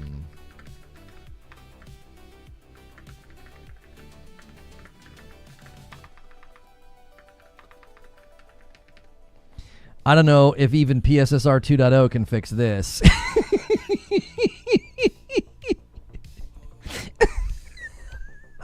I just thought of a good joke and I had to tweet it. I don't know if even PSSR 2.0 can fix this. It's bad. It's bad, y'all. Oh, it's bad. Gee, many Christmas. Is it running solid 60 FPS on PS5? Yeah. Last minute tips from Joe Ziegler. Yeah, perfect image. I know. I read that yesterday. I said yesterday when we looked at that. I told you guys. Man, eventually some of y'all are going to realize, I know it's hard, right? I know maybe you've seen clips. Maybe you watch other creators that don't like me. Maybe you just hang out and don't like me. Eventually some of y'all are going to have to admit that sometimes I know what I'm talking about. And when I read through these tips yesterday, I told you guys, I said, he is describing a game where enjoyment is narrow. Don't fight. Save your ammo. Avoid the boss. Don't rush objectives. It's like, what? These tips did not sound to me like, oh, these are best practices. It sounded to me like you're describing a game where I'm going to have a bad time. If I try to do anything that's volitional or anything that's even remotely from what I want to do. That's what I kept telling you guys yesterday. I was like, I don't feel like I had volition. I was like, well, I kind of want to fight the bots. What do you mean don't fight the bots? I want to shoot the bots. Like, don't fight the bots. The more bots will come and you'll die. And I'm like, okay. So I'm supposed to come in and sneak and not do anything? What? Like, I don't understand. Like, from moment one, I felt like my volition in the game was like penned in. And people are like, oh, it's supposed to be like that. It's supposed to be tense and punishing. It didn't feel tense and punishing. It felt paternalistic. It felt like I was being penned in. Do you know what I'm saying? It's one thing for a game to be tense. Like when you go into a fight in, Sekiro, or like a Dark Souls or something. That's not what this felt like. This felt like, don't do that. Don't do that. Nope, don't do that. No, don't do that. It was almost like, what the heck am I supposed to do then? Come in and die? It literally felt like that. It was like, welcome to Marathon. You're here to die. It was like, well, I can do that. If that's the mission, I can oblige. Jaffe, this is the show I want to do with you, and I'm glad we haven't done it yet, because this picture is part of the show. It's part of the show, all right?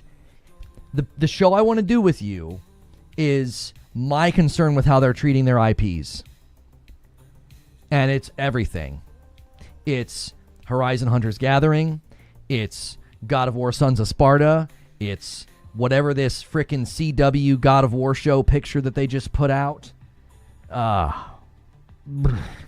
What are we doing with this IP? What are we doing with the IPs? What are we doing? I want to do that show with you. I do, because I think the treatment of the IP right now is like, what are you doing? Like, we're hearing good things, like they're going to go back to maybe not putting their single-player games on PC, which to me means they kind of want to reestablish those as like, man, these single-player games are the tentpoles, right? They're the value. We need these to be excellent. But your God of Wars, your Horizons, your IPs, man, you can't treat them like this. What are you going to do with this Tsushima show? What are you going to do with this Horizon show? Are you literally just being like Johnny Appleseed IP? Like, just put the IP everywhere so everybody knows. Lego Horizon, Horizon Hunters Gathering, Horizon MMO, so, God of War Sons of Sparta. What is happening? And then this picture from God of War. Who looked at that and said, that looks good? Jaffe was reacting to you playing Marathon. Yeah, I watched his video. Thankfully, when he was watching me play, I played reasonably well. I didn't completely screw up. My first couple of games were terrible. I just kept dying to the bots. You gotta pick your fights in Marathon, but I find that that's the case playing solo in most extraction shooters. I feel like once I've run enough of the quest, though, scot-free, I feel like I have plenty of ammo to just go in and fight. Jaffe's looking for farming traffic. Really? So you think he was wrong about God of War Sons of Sparta? Jaffe and I were ahead of the curve on Sons of Sparta. The critics agree with us. Users are enjoying it, but even that score's dropped. Excuse me. Like, God of War Sons of Sparta had like a 96, 94 day one. It's dropped 10 points, y'all. It's an 86 now. That is not a bad score. That is not a bad score, but that represents exactly what I was telling you. The further people got in this game, the further like nostalgia and like IP love drifted, the score would drop. It went from a 96 to an 86. That's a 10-point drop. Now, do the other IPs, does God of War and Horizon and all those other games, do they do that when they come out? Do they drop 10 points? No. They maintain a really strong score. Why? Because people like them. People like them. I think people are becoming more of like, ugh. I've even seen people that liked God of War Sons of Sparta initially. They roll credits and their reviews are, if this wasn't God of War, I probably wouldn't have given it a second glance. It's a very, very bad, very mediocre Metroidvania. It is. So we're trying to work it out. Jaffe's in a different time zone, but I want to do a show with him, and now we've got great ammunition to do it. Where, like, I'm excited about some of the things we're hearing from PlayStation. PSSR 2.0 looks incredible. and the no longer, wanting to pull back from PC with single-player titles, I think is a smart move, because I think what they did with Spider-Man 2, porting it over like that, I thought was it was a terrible treatment of the IP. Last of Us Part 1 went over to the PC. They rushed it to be in line with the hype of the television show, and it was really, really bad shape. They had freaking Iron Galaxy working on it. Like, why would you do that with one of your most valuable IPs? Like, so I'm glad to hear that. Like, we're going to pull back. Like, we're going to pull back from doing that, and this PSSR 2. It's like they're almost like circling the wagons around. Like, we got to make the console this dominant force of like greatness with IPs and technology. But good Lord, what are you doing with God of War Sons of Sparta and this picture from this TV show? It looks awful. And I think Horizon Hunters Gathering is equally a mistreatment of the IP. It's like we're just going to take it, turn it into some Fortnite-ification Monhun style game, and it's a Horizon in name only. It doesn't even look like Horizon. It looks like another game. I'm telling you, the reason that Horizon looks the way that it does, Horizon Hunters Gathering looks the way that it does, a huge departure from the brand, right? The reason Highguard looks the way that it does, the reason Concord looked the way that it did, the reason that Wayfinders looked the way that it did. All these live service games, right? You want to know why they look that way? They're games with an art direction to woo corporate. They're trying to woo executives. They're not made with gamers in mind. They're made with executives in mind. That's what they're trying to do. Remember when the guy from Obsidian said that? When they were shopping Avowed, do you remember what they stressed? They stressed multiplayer. Why? Remember what he said? It was a faster way to get money. That was a buzzword. Investors, publishers, C-suite, they wanted to hear multiplayer. What's a really, really fast way to get the C-suite, to get an executive, to get an angel investor, to get somebody who's got money to back your game? Make it look like Fortnite, because those people have no idea what this world is. And they're like, yeah, that looks great. My kids play Fortnite, and Fortnite prints money. Book it. And now we have all these games that look like that. They look like that because it's a fast way to get an executive to greenlight the project and the budget. That's why they look like that. That's the only way I can make sense of who in the world said, yeah, make Horizon Hunters Gathering look like that. It's the only way I can make sense of it. And I know people are like, well, it's easier for them to add content when it's not photorealistic. Well, how did they pull it off for the Horizon MMO then? Because the Horizon MMO looks like Horizon. It looks like Horizon to me. The new Horizon game is very K-pop Demon Hunters aesthetically. Considering how well received the animated movie was, you think they will think the art? I don't think it looks like K-pop Demon Hunters at all. I think it looks like Pixar. Everybody's smirking. Everybody's like smirking and almost like irreverent. It's like, I don't know. The question is, are they going back to the PS5 or the PS6 when it comes back to putting first party on PC? I've got to do my research. The Cliff's Notes right now is the Cliff's Notes version. It didn't earn enough money to warrant the brand damage. I saw somebody say that. Somebody in the know was like, from what I can gather, they didn't make enough money to warrant the brand damage. That's what it seemed like to me. It was like, yeah, we made money, but it not enough to warrant what we've done. We now have our stuff over there, and I also think Magnus is playing a role. I think Magnus is playing a role. They're like, there's going to be an Xbox product in the market that can play our games, and that we don't want that. We don't want people to be able to do that. We want to have this kind of like a circled wagon moment. So, okay, we've got 500 likes. We've had an incredible day.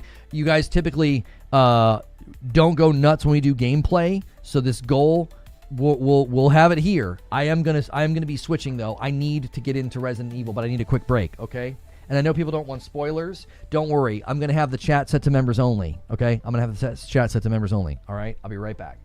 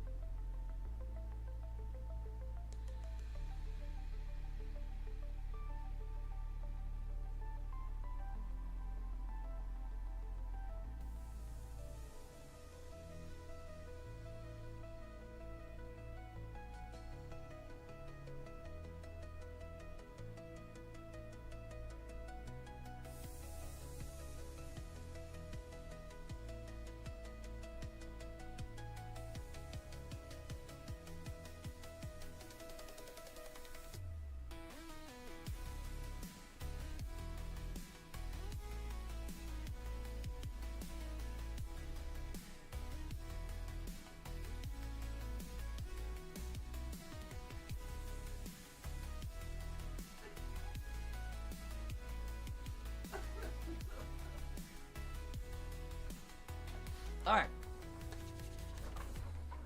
Oh, I'm excited, boys. All right. Let's get it. Let's get it.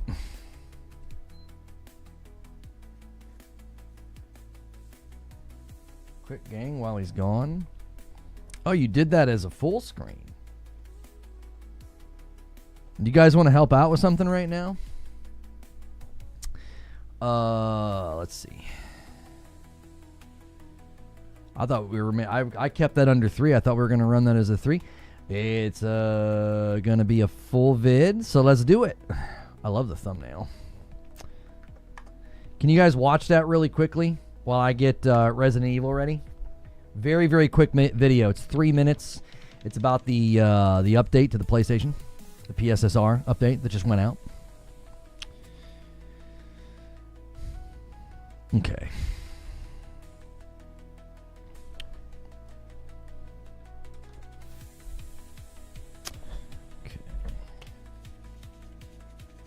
You can't wait to see what it does in games.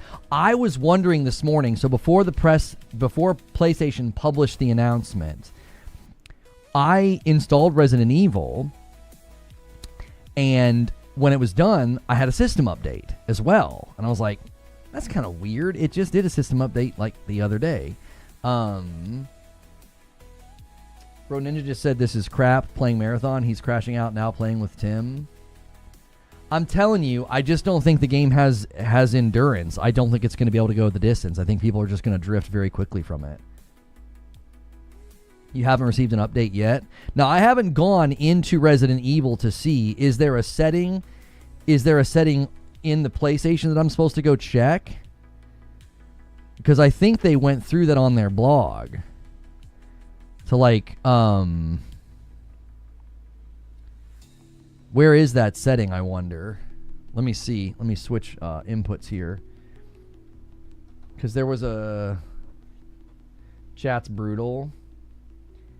This is coming in the next couple of weeks. I mean, I got an update this morning, though. I wonder if I have it. Let me see. Because PlayStation has like a menu here. Screen video, video output. Enhance PSSR image quality. Use an upgraded PSSR model to improve. So it should be right above enhance image quality for PS4 games. So I don't think I have it yet. Yeah, I don't think I have it yet. Because I just went there and I didn't see it. I'll double check though.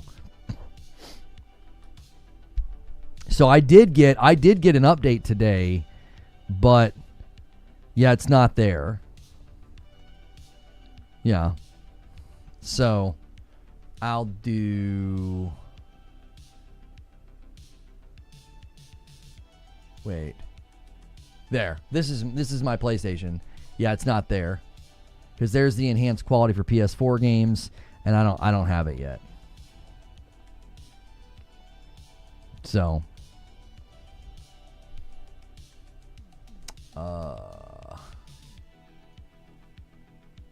okay. You should be able to force that update. I don't think I can. Are you saying you think that you think we should be able to? You wish we could? Because yeah, I don't think you can.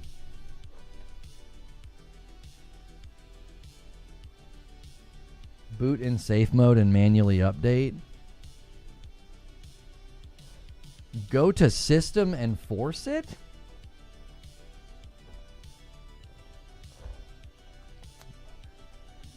Hang on. System software update and settings. Update system software says update. Yeah, it's up to date. You can boot in safe mode and force the update.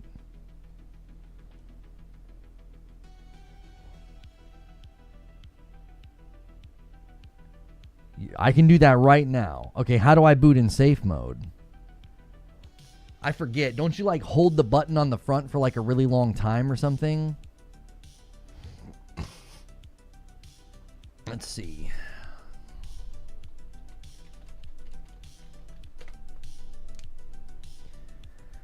Put your PS5 in safe mode. Turn it off completely. Okay, by holding the power button until it beeps twice. Once immediately, and again after about 7 seconds. Connect your controller with a USB cable.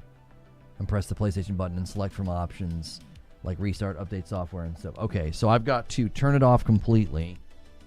I remember I've done this before. Hang on.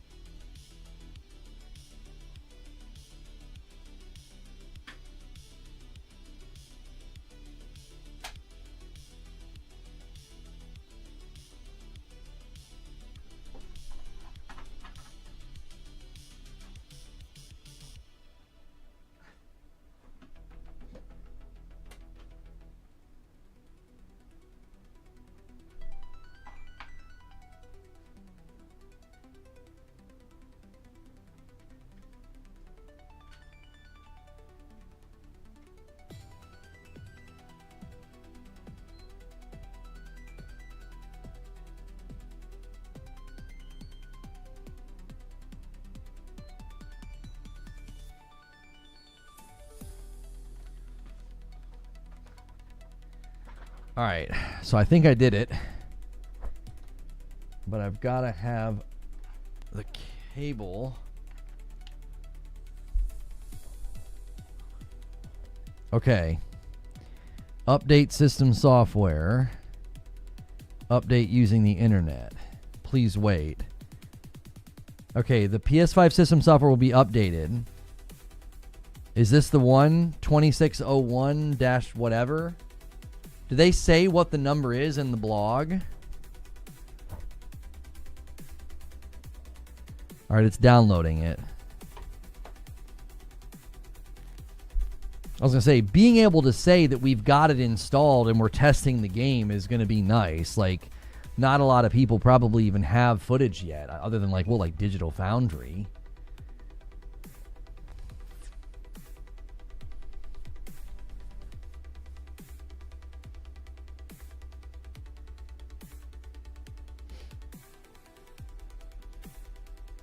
I don't even know if this is going to come through for you guys through the cap card. No. Yeah, it just goes to HDCP. It says it's going to take 5 minutes to download.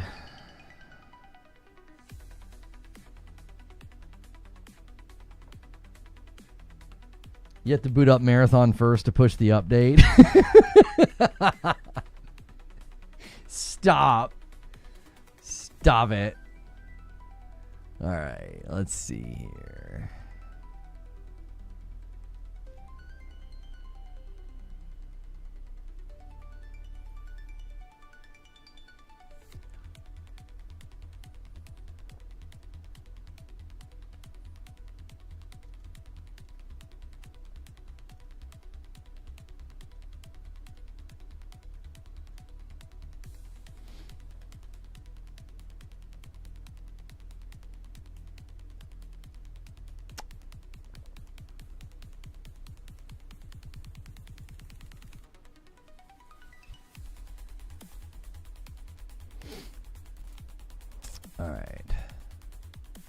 All right, 4 minutes left.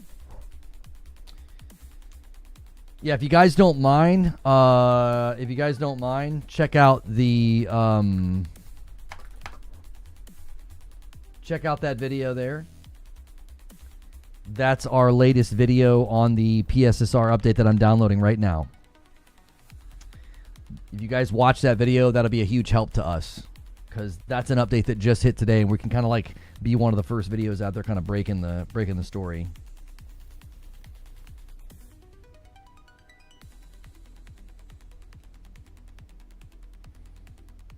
I don't know why this stupid phone keeps doing that. It keeps turning my volume back up.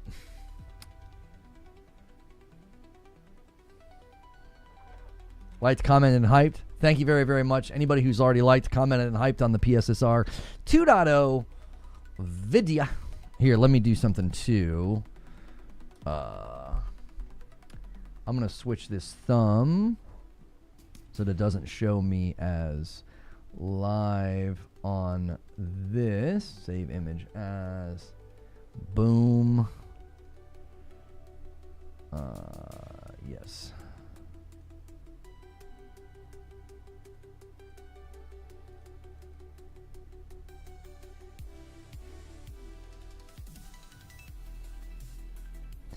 And we had such a big day today covering this, and I really appreciate it, man. Most of it was just people, me being on like your homepage or your suggest or search. So you guys that watched on YouTube, man, you guys brought the dadgum heat today.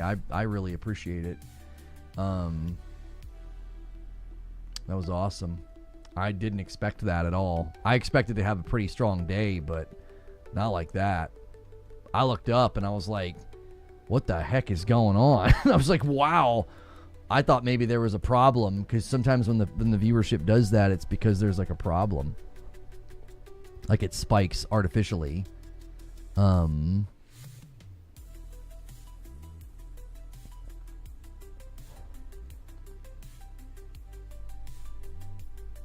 Thanks for the dadgum heat, chat. That's right. Let me go to the dashboard. 60 seconds left. Manually downloading this update. 60 seconds left. And we are 100 sub points away from our goal on Twitch. You guys are amazing. And we're like 100 away on YouTube for YouTube's goal, for the goal of 600 folks at their own membership.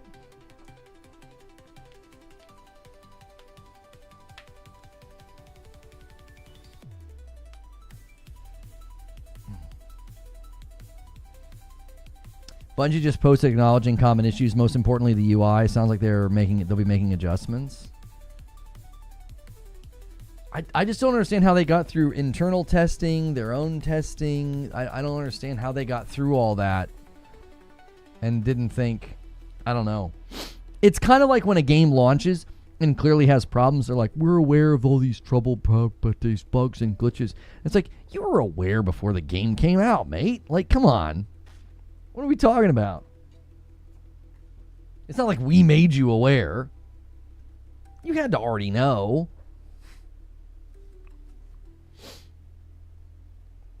All right, it's installing pretty fast. It's already at 100%. Okay.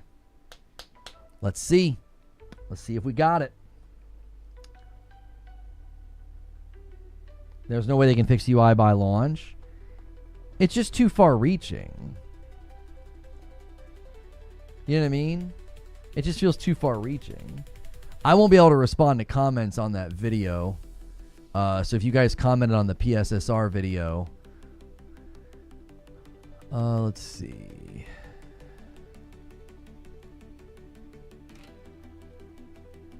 I'll respond to a couple right now.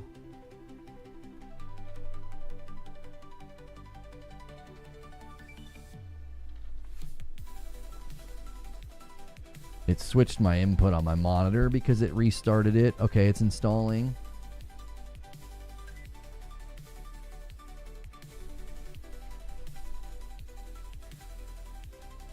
Apparently you can only hype so many times a week. Well, I appreciate it. I appreciate all of the hype.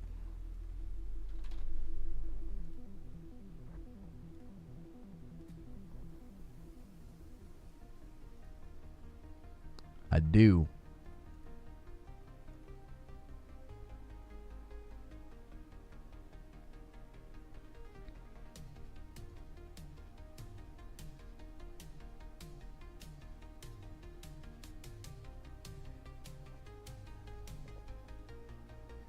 You're not using PSSR 2.0. I felt like that was the prediction. At least that's what I found. Like if I type PSSR 2.0, PSSR 2, PSSR Pro, like we got to have some PSSR 2 or 2.0 in there. Thank you for the sub gift. What's up?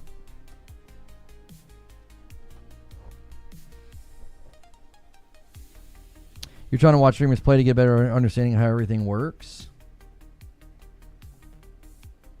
Okay. All right, let me go into the settings now and see if it's there. Yes, it's not. It's not.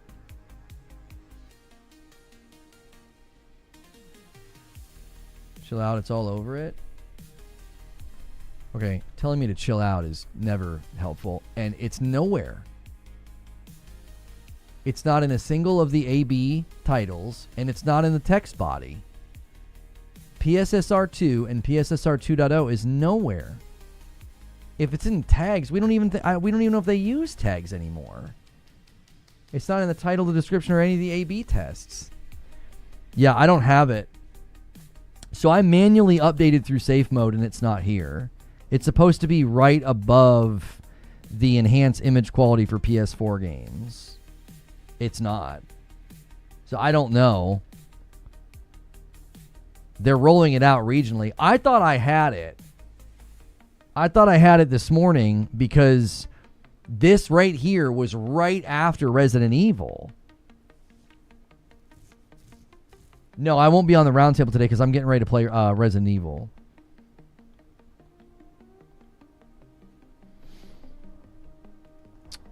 Chronic, I am at the end of my stream. I'm getting ready to switch to Resident Evil. You came at the wrong time, brother.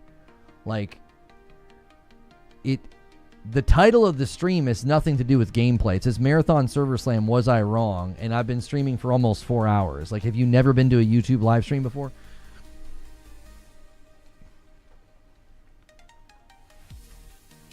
Don't forget you need to toggle the volume from controller to headphones.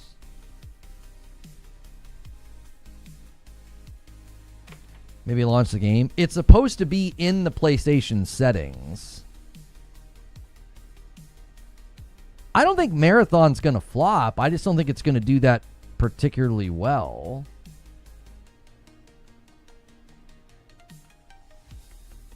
Yeah, there's nothing in here for PSSR 2 or PSSR 2.0. Like, there's not a single thing in here for it. And I did the manual system update in safe mode, and I still don't have it.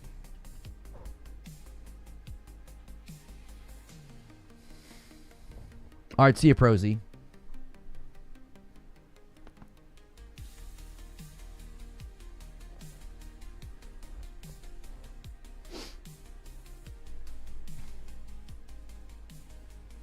So, I'll just have to acknowledge in the open to this that did it restart after the update? Yeah, the whole system, my whole PlayStation restarted. I booted it into safe mode. I forced it to update, and I don't have it. So it's rolling out regionally. So sadly, there's no way for me to like guarantee getting it. I mean, I could go into safe mode and update it again. Like, I don't know if that, I don't know. If you did the manual install, it's not there, it's not out. Okay. All right, I was going to say I don't want to do it again if it's not going to work. Okay. So here's what we're going to do. We're going to redirect to the new stream. I know a lot of you guys don't want spoilers. If you hang out for 20 minutes, it's super helpful. I probably won't stream this for a super long time because I know tons of people don't want spoilers for games like this, but I definitely wanted to get the gameplay on the channel. So I'm going to give you guys a link. I'm also going to redirect you. Now, the new stream is set to members only because we know there's spoilers and we know people are being losers, okay? So that is something I am doing to help out with that, all right? So I'll send a little chingering to the Discord to let people know, and then I'll also make sure and send a tweet.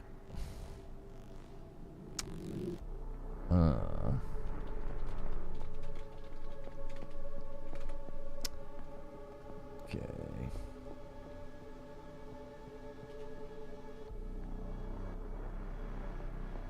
Okay.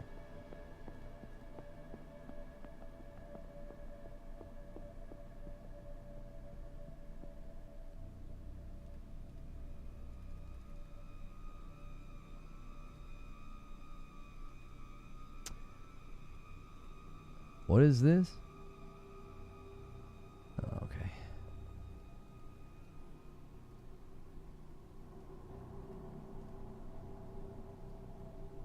All right, so you guys have the link in chat. You can use that, or you can ride redirect. Again, if you come over and hang out for 15 or 20 minutes and hit the like button, it's super, super helpful. Isn't PSSR 2 baked into the game without the system update? I don't know. We'll see. We'll be able to see when we look at her hair, because that's like the most obvious thing. All right, here we go.